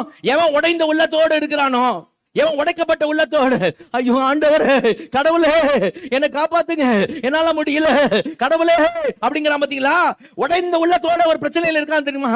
அவன் உடைக்கப்பட்ட உள்ளத்தோடு இருக்கும் போது அவன் மேல அவன் பண்ண பாவத்துல நினைச்ச கோவம் வரும். ஆனா இப்போ அவனை பார்க்கும் போது இரக்கம் வரும், உருக்கம் வரும். அப்போ இறங்குவாரு, உருகுவாரு, அவன் கண்ணை திறப்பாரு. நல்ல இல்லையே சொல்லுவோமா? அப்படி யார் மேல அவர் இரக்கம் கொண்டாரு, யார் அவர் உருக்கமா ரட்சிக்கிறாரோ அவங்க நிலைமை என்னன்னு பைபிள் சொல்லுதுன்னா, அப்படிப்பட்டவங்க யாராவது இருப்பாங்க. அப்படி இன்னொரு பக்கத்தை பார்த்தா அவங்க ஏற்கனவே உலகம் தோன்றதுக்கு முன்னே அவரால் முன்குறிக்கப்பட்டவங்கள தான் இருப்பாங்க. நல்ல கவலையிலே சொல்லுவோமா? உச்சாமலையிலே சொல்லுவோமா? ஆமா. அப்போ ரட்சிப்பு இருக்க அவங்க முன்குறிக்கப்பட்டவங்கள தான் இருப்பாங்க கண்டிப்பா. சரியா? ஏன் அப்படி சொல்லுது பைபிள்? அப்ப இந்த பக்கம் முன்குறிக்கப்பட்டு ஏன் அப்படி சொல்லுதுன்னா, நல்ல முக்கியமான சத்தியம் கவனிங்க. ஏன் சொல்லுது? ஏன் இந்த பக்கம் வந்து முன்குறிச்சா? ஆமா, அவர் தான் முன்குறிச்சாரு. அவர் சும்மா சொல்லணும்னு சொல்ல, எவ்வளவு வேணும் பொய் உரையாத தேவன். அல்லேலூயா, அல்லேலூயா. ரட்சிப்பு முன்குறிக்கப்பட்டது. ரட்சிக்கப்படாமல் இருப்பது அவருடைய இருதயத்தின் கடினம், அவர்களுடைய இருதயத்தின் கடினம். ரட்சிப்பு முன்குறிக்கப்பட்டது. ஏன் அப்படி கவனிங்க. ஏன் அவர் அந்த ஏன் முன்குறிப்பு பற்றி சொல்லிட்டு பேசுறாரு தெரியுமா? ஏன்னா உண்மை அது. ஏன் உண்மைன்னா, இப்ப ரட்சிக்கப்படுற நீ உனக்குள்ள எந்த சின்ன மேன்மையும் வந்துடக்கூடாது. அவன் ரட்சிக்கப்படல, நான் ரட்சிக்கப்பட்டேன், நான் விசுவாசித்தேன் அப்படின்னு நினைச்சிடக்கூடாது. அல்லது நீ உட்கார்ந்து யோசிக்க கூடாது, நான் அவன் ரட்சிக்கப்படல, நம்ம ரட்சிக்கப்பட்டிருக்கோம், அப்ப நான் ஏதோ நம்ம சின்ன வயசுல இருந்து செஞ்ச ஏதோ நல்ல விஷயங்கள்லாம் இருக்கு போல இருக்கு, அதெல்லாம் கடவுள் பார்த்து நம்ம ரட்சித்திருக்க போறோம் அப்படின்னு ஒரு எண்ணம் கூட உனக்கு நினைச்சக்கூடாது. சிறு துளி கூட உனக்கு அப்படி எண்ணம் வரக்கூடாது. அப்படி எண்ணம் வரக்கூடாதுக்காக அவர் சொல்லல முன்குறிக்கப்பட்ட. உண்மை சத்தியம் தான், முன்குறித்ததான். ஆனா ஏன் அது அழுத்தமா பைபிள் சொல்லுதுன்னா முன்குறிக்கப்பட்டிருக்கேன்னு ஏன் சொல்லுதுன்னா, அது ஏன் சொல்லுது? முன்குறித்தார், அவர் தான் முன்னறிஞ்சார், அவர் தான் அழைச்சார், அவர் தான் நீதி. அழுத்தி ஏன் சொல்லுது? நீ நீதியின் கிரியை கிடையாது, ஒன்றும் இல்லை அப்படின்னு ஏன் அழுத்தி சொல்லுதுன்னா, நமக்குள்ள எந்த மேன்மையும் வந்துடக்கூடாது. நல்ல நிலையிலே சொல்லுங்க. அப்பதான் நம்ம எப்படி நடப்போம்? அப்பதான் நம்ம எப்படி நடப்போம்? மிகுந்த மனத்தாழ்மையாக நடப்போம். புரியுதா? அவங்களோட கம்பேர் பண்ணி நான் விசுவாசித்தேன், எனக்கு இருந்தது அவர் ஏதோ பார்த்துட்டாரு, அதனால தான் பார்த்துக்க என்னை ரட்சித்தாரு அப்படின்னா நம்ம மனத்தாழ்மையா நடப்போம்? சொல்லுங்க, மனத்தாழ்மையா நடப்போம்? நடக்க மாட்டோம். அது நடக்க விடாது அந்த சிந்தனை. புரியுதா? அப்ப இவங்க நிலைமை இதுதான். தேவனே அப்படி செய்வாருங்க. ஆமா செய்வாருங்க. ரோமர் 1 அதிகாரம் வாங்க. ரோமர் அவர் கொடுக்குற பனிஷ்மெண்ட் தான் நான் காமிக்க, பைபிளே காமிக்க. ரோமர் 1 அதிகாரம் வாங்க. அதுக்காக தான் நம்ம ஜெபம் பண்றோம், ஆண்டவரே இறங்குங்க, ஆண்டவரே எங்க ஜனத்துக்கு இறங்குங்க ஆண்டவரேன்றோம். ரோமர் 1 அதிகாரம் 28 வசனம் வாசிங்க. 28. தேவனை அறியும் அறிவை பற்றி கொண்டிருக்க அவர்களுக்கு மனதில்லாதிருந்தபடியால் தகாதவைகளை செய்யும்படி தேவன் அவர்களை கேடான சிந்தைக்கு ஒப்பு கொடுத்தார். யார் கொடுத்தா? தேவன் கொடுத்துட்டார். ஏன்? அவங்க சத்தியத்தை அறிகிற அறிவை பற்றி கொண்டிருக்க அவங்களுக்கு என்ன இல்லை? மனசு இல்லையா? அவர் கொடுக்குற பனிஷ்மெண்ட் அதுமா? பார்வன் இருந்து கடினப்படுத்த, இன்னும் கடினப்படுத்துறார். போ போ போ, நீ கடினப்படுத்துறல, நான் இதான் பனிஷ்மெண்ட், இன்னும் கடினமாயிட்டு போ, என்னை அறியாது. அவ்வளவுதான். அந்தி கிறிஸ்துவ டைம்ல அந்தி கிறிஸ்துவை ஏற்றுக்கொண்டவங்களை கொடுத்து பைபிள் சொல்லுது. 2 தெசலோனிக்கர் வாங்க. 2 தெசலோனிக்கர்ல 2 அதிகாரம் 10வது வசனம் வாசிங்க. 10, 11, 12. கெட்டு போகிறவர்களுக்குள்ளே அநீதியினால் உண்டாகும் சகலவித வஞ்சகத்தோடும் இருக்கும். ரட்சிக்கப்படத்தக்கதாய் சத்தியத்தின் மேலுள்ள அன்பை அவர்கள் அங்கீகரிக்காமற் போனபடியால் அப்படி நடக்கும். ஆகையால் சத்தியத்தை விசுவாசியாமல் அநீதியில் பிரியப்படுகிற யாவரும் ஆக்கினைக்குள்ளாக்கப்படும்படிக்கு அவர்கள் பொய்யை விசுவாசிக்கத்தக்கதாக கொடிய வஞ்சகத்தை தேவன் அவர்களுக்கு அனுப்புவார். புரியுதுங்க? தேவன் அனுப்புவார். ஏசாயா தீர்க்கதரிசிய ஊழியத்துக்கு கூப்பிடும் போது நிலைமை என்ன தெரியுமா? முதல் 5 அதிகாரம் மக்கள், இஸ்ரேல் ஜனங்கள் அவர் பேச்ச கேட்கிற மாதிரியா இல்ல. அவர் சொல்றாரு, எனக்கு இவ்வளவு திரளான பலிகள், எனக்கு இந்த மாதிரி பலி யாரும் உங்கள்கிட்ட கேட்டது? உங்க சுத்தமே இல்லாம நீ பலி நீ பாட்டுக்கு பண்ணிக்கிட்டு இருக்க, ஆனா வந்து பலி செலுத்துற மட்டும் பலி செலுத்திக்கிட்டு இருக்க. இது யாரா கேட்டா உங்ககிட்ட அப்படின்னாரு. இது யார் கேட்டா உங்ககிட்ட? வாங்க வழக்காடுவோம் வாருங்க கூப்பிட்டார். அவன் என்னென்னமோ பண்ணிக்கிட்டு இருந்தான். உங்களுக்கு ஐயோன்னு தான் வரும். 3ஆம் அதிகாரம், 4ஆம் அதிகாரம், 5ஆம் அதிகாரம்லாம். 6ஆம் அதிகாரத்துல உசியா ராஜா செத்த உடனே தரிசனம் பார்த்தா ஏசாயா, யாரை நான் அனுப்புவேன், யார் நமது காரியமா போவான்னு சொன்னோன்னே, என்னை அனுப்புவாண்டவரேன்னு சொன்னவனே அவனுக்கு என்ன ஊழியம் தெரியுமா சொன்னாரு? என்ன ஊழியம்? அந்த ஏசாயா 6ஆம் அதிகாரத்து வாங்க, என்ன சொல்றாரு பாருங்க. அவன்கிட்ட ஏசாயா 6ஆம் அதிகாரத்துல 9வது வசனம் வாசிங்க. 9வது வசனம். அப்பொழுது அவர், ம். நீ போய் இந்த ஜனங்களை நோக்கி, ம். நீங்கள் காதார கேட்டும் உணராமலும் காதார கேட்டும் உணராதீங்க. கண்ணார கண்டும் அறியாமலும் இருங்கள் என்று சொல். சொல். இந்த ஜனங்கள் தங்கள் கண்களினால் காணாமலும் ஆ. தங்கள் காதுகளினால் கேளாமலும் ம். தங்கள் இருதயத்தினால் உணர்ந்து குணப்படாமலும் ஆ. நான் அவர்களை ஆரோக்கியமாக்காமலும் இருக்க ம். நீ அவர்கள் இருதயத்தை கொழுத்ததாக்கி ம். அவர்கள் காதுகளை மந்தப்படுத்தி ஆ. அவர்கள் கண்களை மூடி போடு என்றார். அவரே சொல்றாரு, அவன் கண்ணனை மூடி போட்டு ஏசாயா அப்படின்னு தான் சொல்லப்பட்டிருக்காங்க. என்னடா ஆண்டவரே என்ன அப்படி சொல்றாரு? நாம் ஏற்கனவே நடந்துட்டு இருக்கான். அப்போ ஊழியத்துடைய ரிசல்ட்டை சொல்றாரு. நீ போய் சொன்னாலும் அவன் கேட்க மாட்டான். இதான் நடக்க போகுது. ஏன்னா அவன் என்ன பண்ணிக்கிட்டு இருக்கான், இதான் செஞ்சுக்கிட்டு இருக்கான். ஆனாலும் சொல்றதுக்கு எனக்கு ஆள் வேணும். ஏன்னா நான் அவங்களெல்லாம் நேசிக்கிறேன். நீ போ ஊழியத்துக்கு போய் சொல்லு, அறிவி சுவிசேஷத்தை. ஏசாயா சொன்னா என்ன தெரியுமா? பவுல் சொல்றாரு, கேள்வினால விசுவாசம் வரும், கேள்வினால விசுவாசம் வரும், அந்த கேள்வி தேவனுடைய வசனத்தினால் வரும் சொல்லிட்டு உடனே ஒரு எதை கோட் பண்றாரு பாருங்க. ரோமர் 10ஆம் அதிகாரம் வாங்க. ரோமர் 10ஆம் அதிகாரத்தில் என்ன சொல்றாரு? ஏசாயா தான் கோட் பண்ணுவார். வாசிங்க ரோமர் 10ஆம் அதிகாரம் வாங்க. 10ஆம் அதிகாரத்தில் 15ஆம் வசனம் வந்து சுவிசேஷத்தை அறிவிக்கக்கூடிய பாதங்கள் குறித்து சொல்லியிருக்கோம். 16 இருந்து வாசிங்க. 16 வாசிங்க. ஆனாலும் சுவிசேஷத்துக்கு எல்லாரும் கீழ்ப்படியவில்லை. அதை குறித்து ஏசாயா, கர்த்தாவே எங்கள் மூலமாய் கேள்விப்பட்டதை விசுவாசித்தவன் யார் என்று சொல்லுகிறான். கர்த்தாவே எங்கள் மூலமா கேள்விப்பட்டதை விசுவாசித்தவன் யாரு? ஏன் விசுவாசிக்கல? இருதய கடினம். இருதய கடினம். நம்முடைய இருதய கடினத்தெல்லாம் அவர் தான் உடைச்சார். கரங்குதலை சொல்லுவோமா? உச்சாமலையிலே சொல்லுவோமா? ஒவ்வொரு மனுஷனும் அவன் வாழ்க்கைக்கு அவன் ராஜா மாதிரி, சிற்றரச மாதிரி. ஒவ்வொரு மனுஷனும் வாழ்க்கைக்கு அவன் ராஜா மாதிரி, சிற்றரச மாதிரி. இந்த சிற்றரசன் எப்போ இயேசு கிட்ட தோத்து போறானோ அப்பதான் ரட்சிக்கப்படுவான். நல்லா கரங்குதலை சொல்லுவோமா? சில பேர் புரியல நினைக்கிறேன். இந்த சிற்றரசன் ஆண்டவரே நான் தோத்துட்டேன் அப்படின்னு அந்த கிரீடத்தை கொண்டாந்து ஒரு பாதத்தை வச்சு அவர் அன்புனால எப்ப ஜெயிக்கப்படுறானோ, எப்ப அவர்கிட்ட சரணாகிறானோ, அப்ப அவர் என்ன பண்ண மாட்டார்னா கை கட்டவர்களே, சரியா, கால் கட்டவரெல்லாம் வெட்டி போட்டு என் மேஜிக் கீழே விழுறதை என்ன பண்ணி அது நீ பேச சொன்ன மாதிரி கீழே கிடக்கிறத நீ சாப்பிடு அப்படி சொல்ல மாட்டாரு. அப்படி வந்து சரண்டர் ஆகிற சிற்றரசர் எல்லாம் அவர் என்ன, அவர் ரத்தத்தால் கழுவி ராஜாக்களும் ஆசாரியர்களும் ஆக்குகிறார். நல்ல கங்குதலை சொல்லுவோமா? உண்மையிலே நீ ராஜாவாரப்பா, சரியா? அவர் சரண்டர் ஆனோன்னா. ஆனா சரண்டர் ஆக மாட்டான். யாருன்னா இருதயத்தை கடினப்படுத்தும். இருதய கடினம். அது நம்ம ரோமர் 11 அதிகாரத்தை பாருங்க. கிருபையினாலும் உண்டாயிருக்குதா, கிருபையினாலும் உண்டாயிருக்காது. 5ஆம் வசனம் வாசிங்க. ரோமர் 11:5 வாசிக்க வேணுமா? அப்படி போல இக்காலத்திலேயும் கிருபையினாலே உண்டாகும் தெரிந்து கொள்ளுதலின்படி ஒரு பங்கு மீதியா இருக்கிறது. அது கிருபையினாலே உண்டாயிருந்தால் கிரியைகளினாலே உண்டாயிராது. அப்படி அல்லவென்றால் கிருபையானது கிருபை அல்லவே. அன்றியும் அது கிரியைகளினாலே உண்டாயிருந்தால் அது கிருபையா இராது. அப்படி அல்ல என்றால் கிரியையானது விஜய் தான் நாம சொன்னேன். விஜய் ரட்சிக்கப்பட்டிருக்கிறது கிருபையினால. கரங்குதலை சொல்லுவோமா? நாமெல்லாம் ரட்சிக்கப்பட்டது கிருபையினால, கிரியையினால இல்ல. கிருபையினால் உண்டாயிருந்தால் கிரியையினால் உண்டாயிருக்காது. கிரியையினால் உண்டாயிருந்தா கிருபையினால் உண்டாயிருக்காது. இப்ப இவங்க நிலைமை என்ன? விஜயினுடைய நம்ம நிலைமை என்ன? அடுத்த வருஷம் வாசிங்க. சொல்லுங்க. அடுத்த வருஷம் யார் ரட்சிக்கப்படுறா, யார் ரட்சிக்கப்பட மாட்டா? அப்படியானால் என்ன? இஸ்ரவேலர் தேடுகிறதை அடையாமல் இருக்கிறார்கள். தெரிந்து கொள்ளப்பட்டவர்களோ அதை அடைந்திருக்கிறார்கள். மற்றவர்கள் இன்றைய தினம் வரைக்கும் கடினப்பட்டிருக்கிறார்கள். என்ன பண்றாங்களா? கடினப்பட்டிருக்கிறார்கள். இதான் அவங்க பிரச்சனை. சரியா? இருதயத்தை கடினப்படுத்துறாங்க. இப்போ யாரை குற்றம் சொல்லுவோம்? ஆண்டவர் சொல்லலாமா? ஆண்டவர் குற்றம் சொல்ல முடியுமா? அவன் இருதயத்தை கடினப்படுத்திக்கிட்டு இருக்கான். பவுல் ரோமாவில் வீட்டில் சிறைச்சாலையில் வைக்கப்பட்டு, சிறைச்சாலையில் வீட்டுக்குள்ள ஒரு காவலாளிகிட்ட கூட இருக்கும்போது கூட அவர் ஆட்களை கூப்பிட்டு சுவிசேஷம் சொல்லுங்கிறார். அங்கே அப்போஸ்தலர் 28 வாங்க. அப்போஸ்தலர் 28 கூப்பிட்டு சுவிசேஷம் சொல்ற இயேசு கிறிஸ்து குறித்து அப்போஸ்தலர் 28:23 பைபிள்ல இயேசுவை பத்தி சொல்லியிருக்கு. எப்பா இயேசு தான்பா ரட்சகர், இயேசு தான்பா கிறிஸ்துன்னு யூதர்களுக்கு பிரசங்கம் பண்றார். 24 வசனம் வாசிங்க. 24 சொன்னவைகளை சிலர் விசுவாசித்தார்கள், சிலர் விசுவாசியாதிருந்தார்கள். சிலர் விசுவாசிக்கல. ஏன் விசுவாசிக்கல? வாசிங்க. அடுத்த வசனம் வாசிங்க. இப்படி அவர்கள் ஒருவரோடு ஒருவர் ஒவ்வாமல் இருந்து புறப்பட்டு போகையில் பவுல் அவர்களுக்கு சொன்ன வாக்கியமாவது. பவுல் அவங்கள பார்த்து சொல்றான், ஒவ்வாமல் இருந்து போறாங்க, கேட்டும் கேளாத மாதிரி போறாங்க, பார்த்தும் பார்க்காத மாதிரி போறாங்க. அவங்கள பார்த்து பவுல் சொல்றாப்ல. வாசிங்க. நீங்கள் காதார கேட்டும் உணராதிருப்பீர்கள், கண்ணார கண்டும் பாராதிருப்பீர்கள்.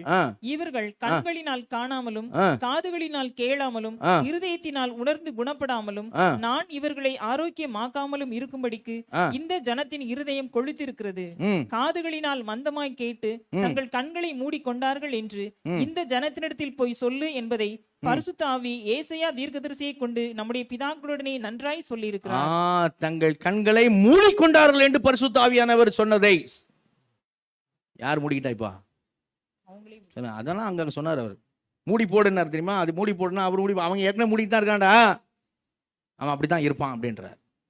அதுதான் பரிசுத்த ஆவியானவர் சொன்னார்னு பவுல் அதை எடுத்து ஏசாயால சொன்னதை கோட் பண்ணுறாரு. விசுவாசிக்காமல் போகிறாங்க ஆளுங்க, வெளியில் போகிறாங்க, அவனை பார்த்து சொல்கிறார், டேய் உங்களை பற்றி தான் ஏசாயா சொல்லியிருக்கிறான், நீங்கள் விசுவாசிக்க மாட்டீங்க. பிரச்சனை அவர்கிட்ட இல்லை, உங்ககிட்ட. நீ கண்ணை மூடிக்கிறீங்க, கேட்ட உணராமல் பார்த்தம் பார்க்காத மாதிரி கண்ணை மூடிக்கிறீங்க, இருதயத்தை கடினப்படுத்துறீங்க. அப்போ ரட்சிக்கப்படுறவங்க கடின இருதயத்தெல்லாம் தேவன் உடைக்கிறார். அல்லேலூயா. உடைந்த உள்ளத்தோடு ரட்சிப்பனை செய்கிறோம், ரிசீவ் பண்ணுறோம். அப்படி ரிசீவ் பண்ணுறதுனால, கையை நீட்டி வாங்குறதுனால, சரி அதில் ஏதாவது ₹1 100 கோடியில் ₹1 விஜய் கொடுத்தாராங்க. இதை நான் கிஃப்ட்டு, இந்த கிஃப்ட்டு வாங்குறதுக்கு 100, அது நான் கிஃப்ட்டு எங்கே வாங்கினேன்னு தெரியாது அவருக்கு. சரியா? 100 கோடியில் ₹1 கொடுத்தாராங்க விஜய்? கொடுத்தாராங்க? இல்லை. நீங்கள் 2 பேர் போயிடுப்பா தம்பி, போயிடுங்க. ரொம்ப வேத்து கொட்டுது அவனுக்கு பாவம்.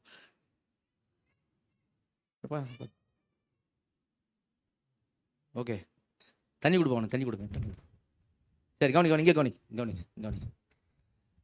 கவனிங்க. இந்த கிஃப்ட் இப்போ நீங்கள் ஓப்பன் பண்ணுங்க, தருங்க. அதில் இருக்க இன்ஸ்ட்ரக்ஷனை வாசிக்கிறார். இங்கே பாரு, என்ன கவனிங்க, இங்கே கவனிங்க. இன்ஸ்ட்ரக்ஷனை வாசிக்கிறார். சரியா? என்ன இன்ஸ்ட்ரக்ஷன் போட்டிருக்கு அதில்? இந்த கிஃப்டை நீங்கள் திறந்து பார்க்க, நீங்கள் போய் மனம் திரும்பி பாவ மன்னிப்புக்கென்று ஞானஸ்நானம் பெற்றுக்கொள்ளுங்கள், அப்போது பரிசுத்தாவின் வரத்தை பெறுவீர்கள். விசுவாசமுள்ளவனாகி ஞானஸ்நானம் பெற்றவன் ரட்சிக்கப்படுவான். இந்த கிஃப்டை நீங்கள் திறந்து எடுத்துக்கொள்ள போய் மனம் திரும்பி ஞானஸ்நானம் எடுத்து அந்த கிஃப்டை பெற்றுக்கொள்ளுங்கள்.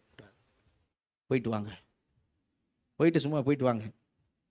போயிட்டு மனம் திரும்பி ஞானஸ்நானம் எடுத்துட்டு திரும்பி வரார். வாங்க, இப்போ கிஃப்ட் ஓப்பன் பண்ணுங்க. இப்போ தானே கிஃப்ட் ஓப்பன் பண்ண முடியும். கிஃப்ட் ஓப்பன் பண்ணுங்க. உள்ளே இருக்கிறது எடுங்க, அந்த பாக்ஸ் அங்கே வச்சிருங்க. டக்குன்னு எடுங்க. ரட்சிப்பு. கரங்கத்திலே சொல்லுவோமா? நல்லா உச்ச மலையிலே சொல்லுவோமா? என்ன பூ? ரட்சிப்பு. அல்லேலூயா. இப்போ நான் சொல்லுகிற ஒரு கேள்வி கேட்குறேன். இவர் மனம் திரும்பி, சரியா, போய் மனம் திரும்பி ஞானஸ்தானம் எடுத்துட்டு சரியா வராரு. அப்படி இன்ஸ்ட்ரக்ஷனை ஃபாலோ பண்ணனால இது 100 கோடியில் இவர் ₹1 கொடுத்தாரா? அது அவர் ரெஸ்பான்சிபிலிட்டி. சரியா? புரியுதா? அவரோட ரெஸ்பான்சிபிலிட்டி.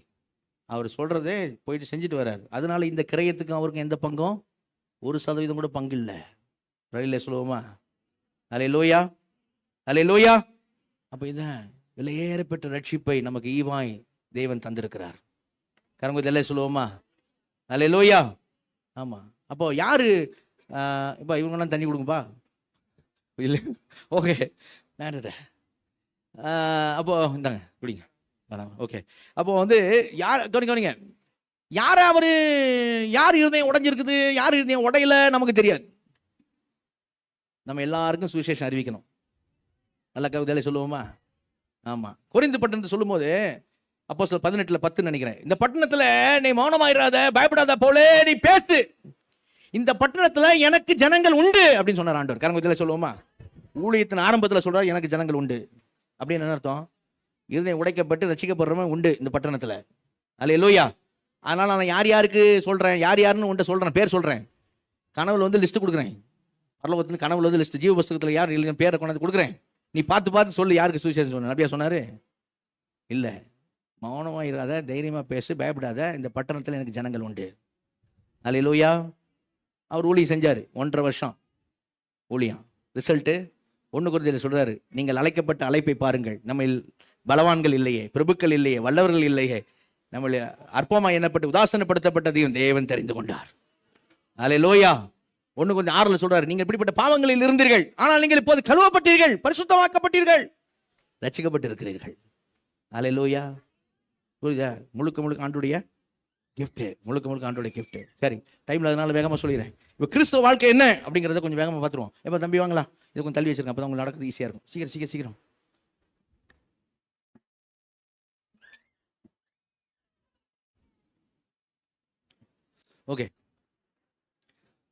ஓகே வாங்க. இப்போ ரட்சிக்கப்பட்டனா கிறிஸ்துவ வாழ்க்கை என்னன்னு வேகமாக சொல்லிடுறேன். சரியா? ரட்சிக்கப்பட்ட கிறிஸ்துவ வாழ்க்கை என்ன அப்படின்னு. ஆவியானவர், சரியா, ரட்சிக்கப்பட்ட நீங்கள் தான்.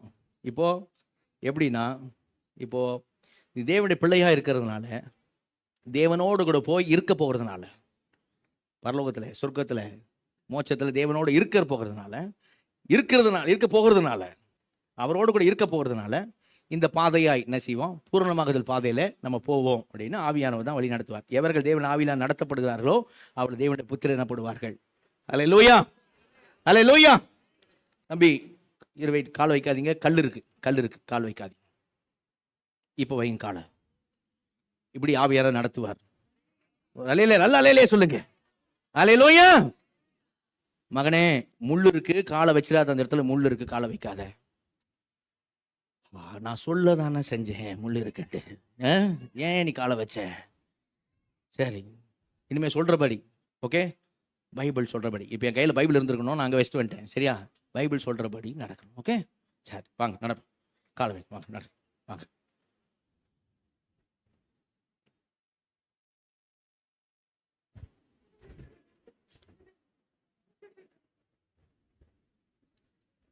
நீங்கள் என்ன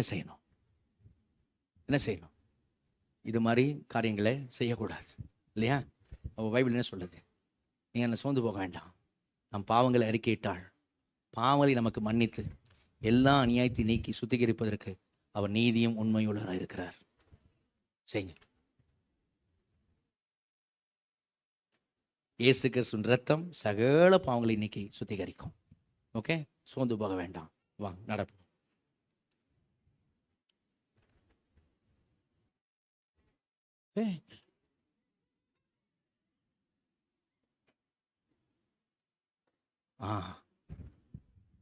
போகக்கூடாதுங்க. ரட்சிக்கப்பட்ட 2 சகோதரர்கள் ரட்சிக்கப்பட்ட பிறகு நமக்கு கொஞ்சம் தள்ளி வந்துடும், அப்பதான் நடக்கிறது ஈஸியாக இருக்கும். ஓகே, ரட்சிக்கப்பட்ட பிறகு அவங்க டாஸ்மாக் கடையில் சந்திச்சாங்களா? அப்போ ரட்சிக்கப்பட்டு பின்மாற்றத்தில் இருக்கிறாங்கன்னு அர்த்தம். சரியா? டாஸ்மாக் கடையில் சந்திக்கிற 2 சகோதரர்கள், ரட்சிக்கப்பட்ட சகோதரர் டாஸ்மாக் கடையில் சந்திக்கிறாங்களா? ஒருத்தர் ஏற்கனவே உள்ள உட்காந்துருக்காரு, இவர் ரட்சிக்கப்பட்ட இன்னொருத்தர் இவர் உள்ள போறார், பின்மாற்றத்தில் இருக்கிறவர். அப்ப இவர் அவரை பார்க்க, அவர் இவரை பார்க்க, 2 பேர் சொல்றாங்களா பிரைஸ் தி லார்ட். உங்களுக்குலாம் சிரிப்பு வருது, எனக்கு வேதனையாகுது. சரியா? என்னது பிரைஸ் தி லார்ட்? எங்க? டாஸ்மாக் கடவுள்ல. அவங்க பூர்ணமாகதில் போறாங்களா? கிடையாது. அவர்கள் வேசி பிள்ளைகள். அவன் திருப்பணம் பார்த்தீங்களா? வந்து திருப்பணம் பார்த்தீங்கன்னா டேனி தப்பானவன் இல்லை, ட்ராமாக்காக நடிக்கிறான். சரியா? அப்போ திரும்பி போயிட்டான். அவங்க வேசி பிள்ளைகள், டாஸ்மாக் கடைக்கு போறவங்களா வேசி பிள்ளைகள், பழைய பாவக்காரங்களை போகிற வேசி பிள்ளை. என்ன பண்ணணும்? வேசி பிள்ளைகள் என்னங்க செய்யணும்? மனம் திரும்பி இங்கே வரணும். கரங்க தெரியல சொல்லுவோமா? அப்போ தான் பூர்ணமாக அதில் பாதில் போக முடியும். அங்கே திரும்பி போயிட்டு அங்கே அப்படி போயிட்டா போக முடியாது. இப்படி வரணும். சரியா? இப்படி வரணும். சரி, நடப்போம். வாங்க.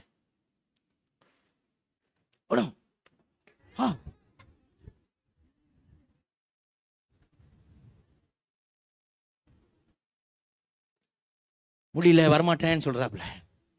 நீங்கள் இயேசுவை நோக்கி பாருங்க. பைபிள் என்ன சொல்லுது? 1 பேதுரு 2:21. இதற்காக நீங்கள் அழைக்கப்பட்டிருக்கிறீர்கள். அவரும் பாடுபட்டு அவர் பதில் வையவில்லை.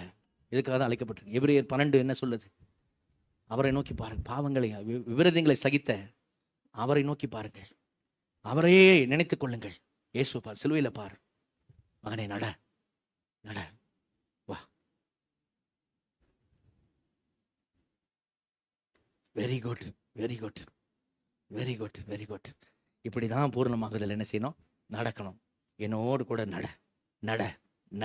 கரங்க சொல்லுவோமா? நீங்கள் போகலாம். இப்போ நீங்கள் போகலாம். ஓகே, இப்போ எடுத்து போட்டுருமா? இங்கே எடுத்து போகணும். சீக்கிரம் முடிச்சிடலாம். சீக்கிரம் வாங்க. ஹெல்ப் பண்ணுங்கப்பா, சீக்கிரம் வாங்க. மக்களுக்கு ஹெல்ப் பண்ணுங்க. நீங்கள் எடுத்து போட்டால் தான் நான் முடிக்க முடியும். முடிச்சா தான் அவங்க வீட்டுக்கு போக முடியும். அல்லேலூயா. சரி, சோதரங்க கவனிங்க. இப்போது இது தாங்க கிறிஸ்துவ வாழ்க்கை. ஆவியானவரோட நடக்கிறது. எவர்கள் தேவன் ஆவியால் நடத்தப்படுகிறார்களோ அவருடைய தேவனுடைய புத்திரர் எனப்படுவார்கள். நல்ல அல்லேலூயா சொல்லுங்க. அல்லேலூயா. அதான் அழைக்கப்பட்ட அழைப்புக்கு பாத்திரவான்களாக என்ன பண்ணுங்க? நடவுங்கள் அப்படின்னு சொல்றாங்க. சரியா? ஓகே, என்னப்பா இன்னும் சரியா இல்லை? புரியா? ஓகே, சரி கவனிங்க. இப்போ வசனம் எப்படி சொல்லுது?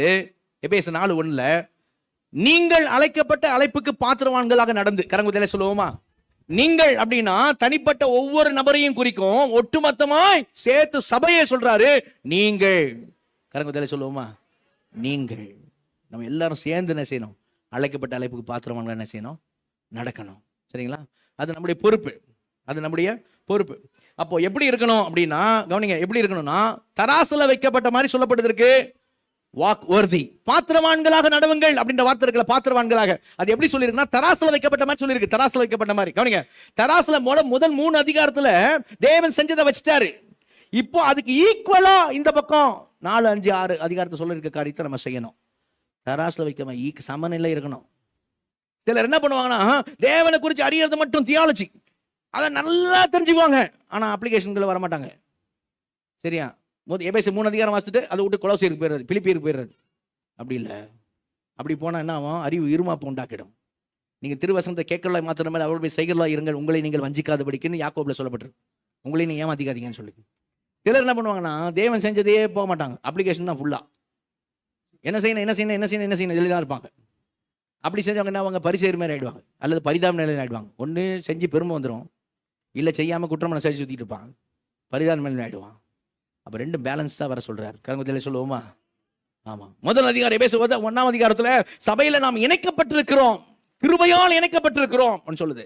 4ஆம் அதிகாரத்துல 7ஆம் வசனத்திலிருந்து 16ஆம் வசனம் வரையிலும் இணைக்கப்பட்டபடி நீங்கள் நடந்து கொள்ளுங்கள்னு வசனம் சொல்லுது. அல்லேலூயா, அல்லேலூயா. எபேசியர் 2ஆம் அதிகாரம் 1லிருந்து 10 வசனங்கள் நீங்க பாத்தீங்கன்னா, எபேசியர் 2ஆம் அதிகாரத்துல 1லிருந்து 10 வசனங்கள் சொல்லுகிற சத்தியம் என்னன்னு சொன்னா, நம்மளை அவர் உயிர்ப்பித்திருக்கிறார் சொல்லுது. எபேசியர் 4ஆம் அதிகாரம் 17லிருந்து 5ஆம் அதிகாரம் 17 வரைக்கும் உயிர்ப்பிக்கப்பட்ட வாழ்க்கை வாழுங்கள் அப்படின்னு சொல்லுது. அல்லேலூயா, அல்லேலூயா. எபேசியர் 2ஆம் அதிகாரத்துல 11லிருந்து 22 வரைக்கும் நீங்கள் ஒப்புரவாக்கப்பட்டிருக்கிறீர்கள் அப்படின்னு சொல்லுது. எபேசியர் 5ஆம் அதிகாரம் 18லிருந்து 6ஆம் அதிகாரம் 9ஆம் வசனம் வரையிலும் ஒப்புரவாக்கப்பட்டபடி நீங்கள் நடந்து கொள்ளுங்கள் அப்படின்னு சொல்றார். அல்லேலூயா, அல்லேலூயா. எபேசியர் 3ஆம் அதிகாரம் அவர் உங்களுக்கு ஜெயத்தை தந்திருக்கிறார் அப்படின்னு சொல்லுது.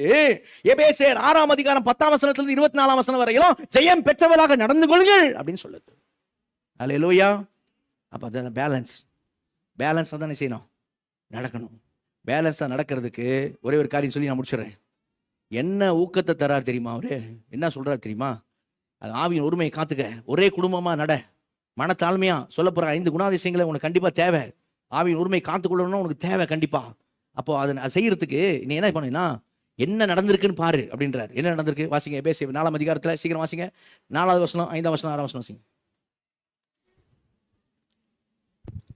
உங்களுக்கு உண்டான அழைப்பினாலே நீங்கள் ஒரே நம்பிக்கைக்கு அழைக்கப்பட்டது போல ஒரே சரீரமும் ஒரே ஆவியும் உண்டு, ஒரே ஒரு இதா போகும். ஒரே அந்த ஒரே ஒரே ஒரே அந்த 4ஆம் வசனத்துல 3 ஒரே இருக்கு, 3மே ஆவியானவருக்கு சொந்தமானது. கரங்கத்தாலே சொல்லுவோமா?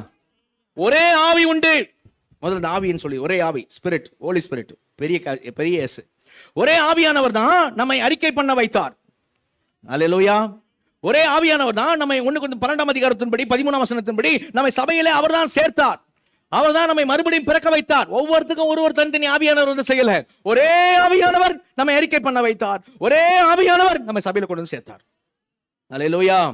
ரட்சிப்பினுடைய காரியத்தில் சந்திக்கப்பட்ட இடம் சூழ்நிலை வித்தியாசமா இருக்கும்.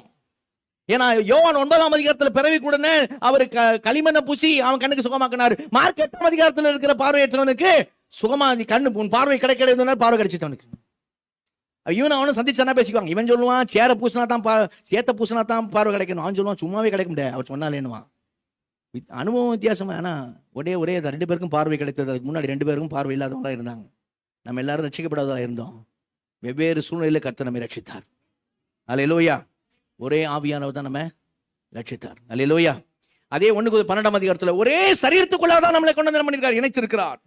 நம்ம சரீரத்துல வெவ்வேறு அவயங்களா இருக்கிறோம். ஒருத்தர் கை, ஒருத்தர் காலு, ஒருத்தர் காது, ஒருத்தர் கண்ணு, அப்படி வெவ்வேறு அவயங்களா இருக்கிறோம். ஆனா ஒரே சரீரத்தில் தான் இணைக்கப்பட்டு இருக்கிறோம். அப்ப கண்ணு வந்து கையை பார்த்து எனக்கு வேண்டான்னு சொல்லாத, கை வந்து காலை பார்த்து நீ எனக்கு வேண்டான்னு சொல்லாத. இதெல்லாம் 1-12ஆம் அதிகாரத்தில் இருக்குது. வீட்டுல விவாசித்து பாருங்க. ஒருத்தர் இணைந்திருக்கு. வரங்கள் தந்திருக்குது. எதுக்கு? வரங்கள் கூட வெவ்வேறு வரங்கள், வித்தியாசமா வரங்கள் வச்சு நம்ம பிரிச்சுக்கிறதுக்காக இல்ல, வரங்களை வச்சு நம்ம பிரிஞ்சு போகிறதுக்காக வரம் தரல. வரத்தை வச்சு நம்ம எல்லாம் ஒன்னா சேர்ந்து வரணும், ஒருத்தர் சார்ந்து இருக்கணும்காக தான் வரங்கள் கொடுக்கப்பட்டது. அந்த அதிகாரம் அதுதான் சொல்லும். அப்ப அந்த வரங்கள் அன்புனால செயல்பட வேண்டிய வரங்கள். வரங்களை வச்சே நீ உன்னை பிரிச்சுக்காதுன்னு சொல்றவர் இன்னைக்கு ஆவியானவர் வச்சே ஆட்கள் பிரிச்சுக்கிறாங்க. உனக்குள்ள எனக்குள்ள ஆவியானவர் இருக்கிறார், இவனுக்குள்ள ஆவியானவர் இல்லை அப்படின்னு. அவர் வரங்களை வச்சே பிரிச்சுக்காதுங்கிறார். சரியா? அப்போ ஒரே ஆவியானவர், ஒரே சரீரத்தில், ஒரே நம்பிக்கை தான் நமக்கு. கரங்கத்தில் சொல்லுவோமா? எப்படி? ஒரே ஆவியானவர் தான் நமக்குள்ள டெபாசிட்டா இருக்கிறார். நிச்சயதார்த்த மோதிரம் போட்டவர் ஒருத்தருக்கு சின்ன மோதிரம், ஒருத்தருக்கு பெரிய மோதிரம் போடல, விரலுக்கு ஏற்றமே கரெக்டாக போட்டிருக்கிறார். அல்லேலூயா. எல்லாருக்குள்ளேயும் ஒரே ஆவியானவர் தான் இருக்கிறார். அவனுக்குள்ள கொஞ்சம் ஆவியானவர் இருக்கிறார், இவனுக்குள்ள அதிகமாக இருக்கிறார், அவங்கள முக்காவாசி இருக்கிறார், இவங்க அப்படி இல்லை. ஒரே ஆவியானவர் தான் எல்லாருக்குள்ள. அவருடைய ஆவி உங்களுக்கு வாசமாக இருந்தால் சாவுக்கு ஏதோ உங்கள் சரீரங்களை அவர் உயிர்ப்பிப்பார். அல்லேலூயா. ஆமாம், கொஞ்சம் ஆவியானவர், அதிக ஆவியானவர், ஒரே ஆவியானவர் தான். நீங்கள் தேவனுடைய ஆலயமாக இருக்கிறீர்கள். அல்லேலூயா. ஒரே ஆவியானவர் தான் இருக்கிறார். சரியா? ஒரே சரீரம், ஒரே நம்பிக்கை. என்ன நம்பிக்கை? இயேசு வரும்போது நாம எடுத்துக்கொள்ளப்படுவோம். அல்லேலூயா. இந்த ஒரு நம்பிக்கை தான் நம்ம எல்லாருக்கும் இருக்குது. நம்ம எல்லாரும் போகிற இடம் ஒரே இடம் தான், தனித்தனி இடம் இல்லை. தனித்தனியாக இடம் போக போகிறோமா? ஆளுக்கு ஒரு பரலோகமாக போக போகிறோம்? ஒரே பரலோகத்தான் போக போகிறோம். அதான் அந்த நம்பிக்கை சொல்லுது. அப்போ ஒரே ஆவியானவர், ஒரே சரீரம், ஒரே நம்பிக்கை. அல்லேலூயா. இதெல்லாம் ஆவியானவர் உண்டாடுது. ஓகே, அடுத்த வசனம் வாசிங்க. 5ஆம் வசனம் வேகமாக வாசிங்க. 5வது. ஒரே கர்த்தரும், ஒரே கர்த்தர், ஒரே விசுவாசம், ஒரே விசுவாசம், ஒரே ஞானஸ்நானம், ஒரே ஞானஸ்தானம். அல்லேலூயா. இது இயேசுவால உண்டானது. கரங்க சொல்லுவோமா? கவனிங்க. ஒரே கர்த்தர். பழைய ஏற்பாட்டில் பார்த்தீங்கன்னா பல விதமான பலி செலுத்துவாங்க. ஒவ்வொரு பாவத்துக்கு ஒரு பலி. அதை ஒவ்வொரு பாவத்துக்கு என்ன பண்ணணும்? பலி எல்லாரும் வந்து செலுத்தணும். விதவிதமாக பலி செலுத்தணும். எல்லாரும் செலுத்தணும். ஒரே பலியாக அவங்க என்ன பண்ணுவாங்க? அவங்க ஒரு தடவை வருஷத்துக்கு ஒரு முறை செலுத்துவாங்க. சரியா? 7ஆம் மாதம் 10ஆம் தேதி பாவ நிவர்த்தின்னு செலுத்துவாங்க. அது கூட ஒரு வருஷம் செலுத்துவாங்க, ஒவ்வொரு வருஷமும் செலுத்துவாங்க. ஆனால் எபிரேயர் 10ஆம் அதிகாரம் சொல்லுது. 10ஆம் அதிகாரத்தில் 10வது வசனம் 13ஆம் வசனம்லாம் பார்த்தீங்கன்னா சொல்லும், அவர் ஒரே தரம் ஒரே பலியினாலே நம்மை பூரணப்படுத்தியிருக்கிறார். அல்லேலூயா. அப்படின்னா ஒரே கர்த்தர் தான் நமக்கு. ஒரே கர்த்தர் நமக்கு எல்லாருக்காகவும் பலியானவர். ஒரே ஒரு பர்சன், ஒரே ஒரு நபர். அந்த ஒரு நபர் கர்த்தராகிய இயேசு கிறிஸ்து. அல்லேலூயா. ஒரே தரம் பலியை நிறைவேற்றினவர் கர்த்தராகிய இயேசு கிறிஸ்து. நல்லா கவனிங்க. இது புரியுது உங்களுக்கு? புரிஞ்சுக்கணும். ஒரே கர்த்தர்னா ஒவ்வொருத்தருக்காக ஒரு தனித்தனியாக பலியாவில் அவர் ஒவ்வொருத்தருக்காக தனி ஒரே தரம் தான் பலியானார். அங்கே பழைய ஏற்பாடு பார்த்தீங்கன்னா, உனக்கு காலை செலுத்த முடியலையா? திராணி இல்லையா? பணம் இல்லையா? உனக்கு வெள்ளாட்டு செலுத்த முடியா? பணம் இல்லையா? அப்போ உங்க திராணிக்கு தக்கதாக காட்டுப்புறாவை வாங்கி செலுத்து அப்படிலாம் இருக்கும். அப்போ நம்ம ஒவ்வொருத்தரும் நமக்கு திராணி தக்கதாலாம் செய்யல, நம்ம சேர்ந்தும் செய்யல. அவரே நம்ம எல்லாருக்காக ஒரே பலியாக ஒரே தரம் பலியானார்.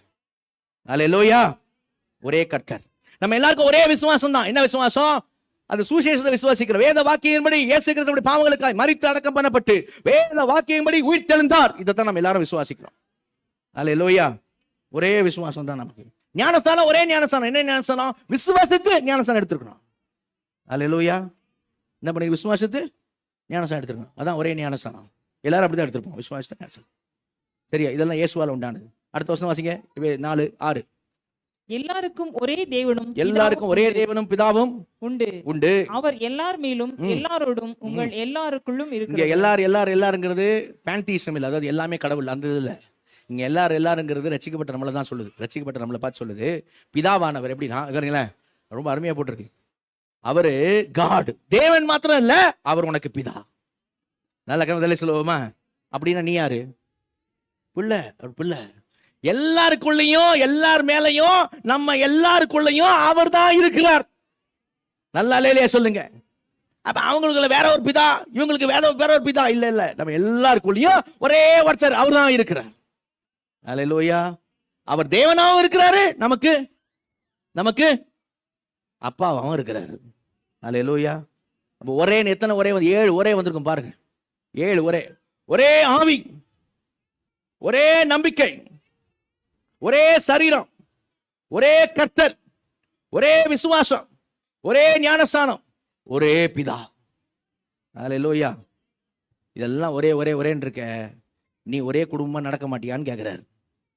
புரியுதா? ஆவியானவர் கேட்கிற கேள்வி. இதெல்லாம் ஒரேங்கிறது. ஏற்கனவே ஒரு 3 ஒரே காமிச்சலாம். ஒரே சரீரம் நாங்கள் பார்த்தோம், ஒரே மனுஷன், ஒரே வீட்டார், ஒரே நகரத்தார், எல்லாம் ஒரேன்னு இருக்கா? நீ மட்டும் ஒரேன்ற எண்ணத்தோடு நடக்க மாட்டியா? நடக்கணும் கண்டிப்பா. பாத்திரம் வேணாம், நடக்கணும். நீ தராசு ஈக்குவலாக இருக்கணும் பார்த்துக்க. அப்போ அந்த ஆவியின் உரிமையை காத்துக்கொள்றதுக்கு நீ என்ன செய்யணும் அப்படின்னா, சொல்ல போகிற 5 குணாதிசயங்களை சும்மா கேட்டுட்டு போகிற மாதிரி இருக்கக்கூடாது. நீ கேட்டுட்டு போகக்கூடாது. அந்த 5 குணாதிசயங்களை கண்டிப்பாக நான் என்னன்னு தெரிஞ்சு நான் அபியாசப்படுத்தி என் சுபாவம் மாற்றம் அடையணும். ஆவின் சபையில் ஆவின் உரிமையை நான் காத்துக்கொள்வேன் அப்படின்னு என்ன செய்யணும்? காத்துக்கொள்ளணும். அதை தான் ஆவியான விரும்புகிறார். அல்லேலூயா. மிகுந்த மனத்தன்மை நடக்கிறதுக்கு ஒரே ஒரு காரணம் மட்டும் சொல்லிடுறேன். என்ன ஒரு காரணம்? நமக்கு தந்திருக்க இந்த விலையேற ரட்சிப்பு, நம்ம இன்னைக்கு பெற்றிருக்க தேவ ஸ்லாக்கியம், தேவனுடைய பிள்ளைங்கிறதுல நமக்கு 0.1% கூட நம்முடைய பங்கு அதில் இல்லை. அல்லேலூயா. நம்முடைய பங்கு அதில் இல்லை. சரியா? அப்படின்னும் போது நான் காமிச்சேன் கிஃப்ட்டு. அதில் கிரயம் 100 கோடி, ₹1 கூட நம்ம கொடுக்கல. பணத்தை வச்சு சொல்கிறேன், அது பணம் இல்லை, விலையேற பெற்றது. அப்படின்னும் போது அவ்வளோ பெரிய கிஃப்டை நமக்கு ஈவா தந்திருக்கிறார் தேவன். தேவனிடத்தில் சிறந்த சிறந்த ஈவை பெற்றிருக்கோம். ஈவினுடைய சிறப்பை அறிந்திருக்கலாம நம்முடைய பொறுப்பை என்ன செய்யணும், செய்யணும். அல்லேலூயா. எழுப்பி நிற்போம், ஜெபம் பண்ணுவோம். எழுப்பி நிற்போம்.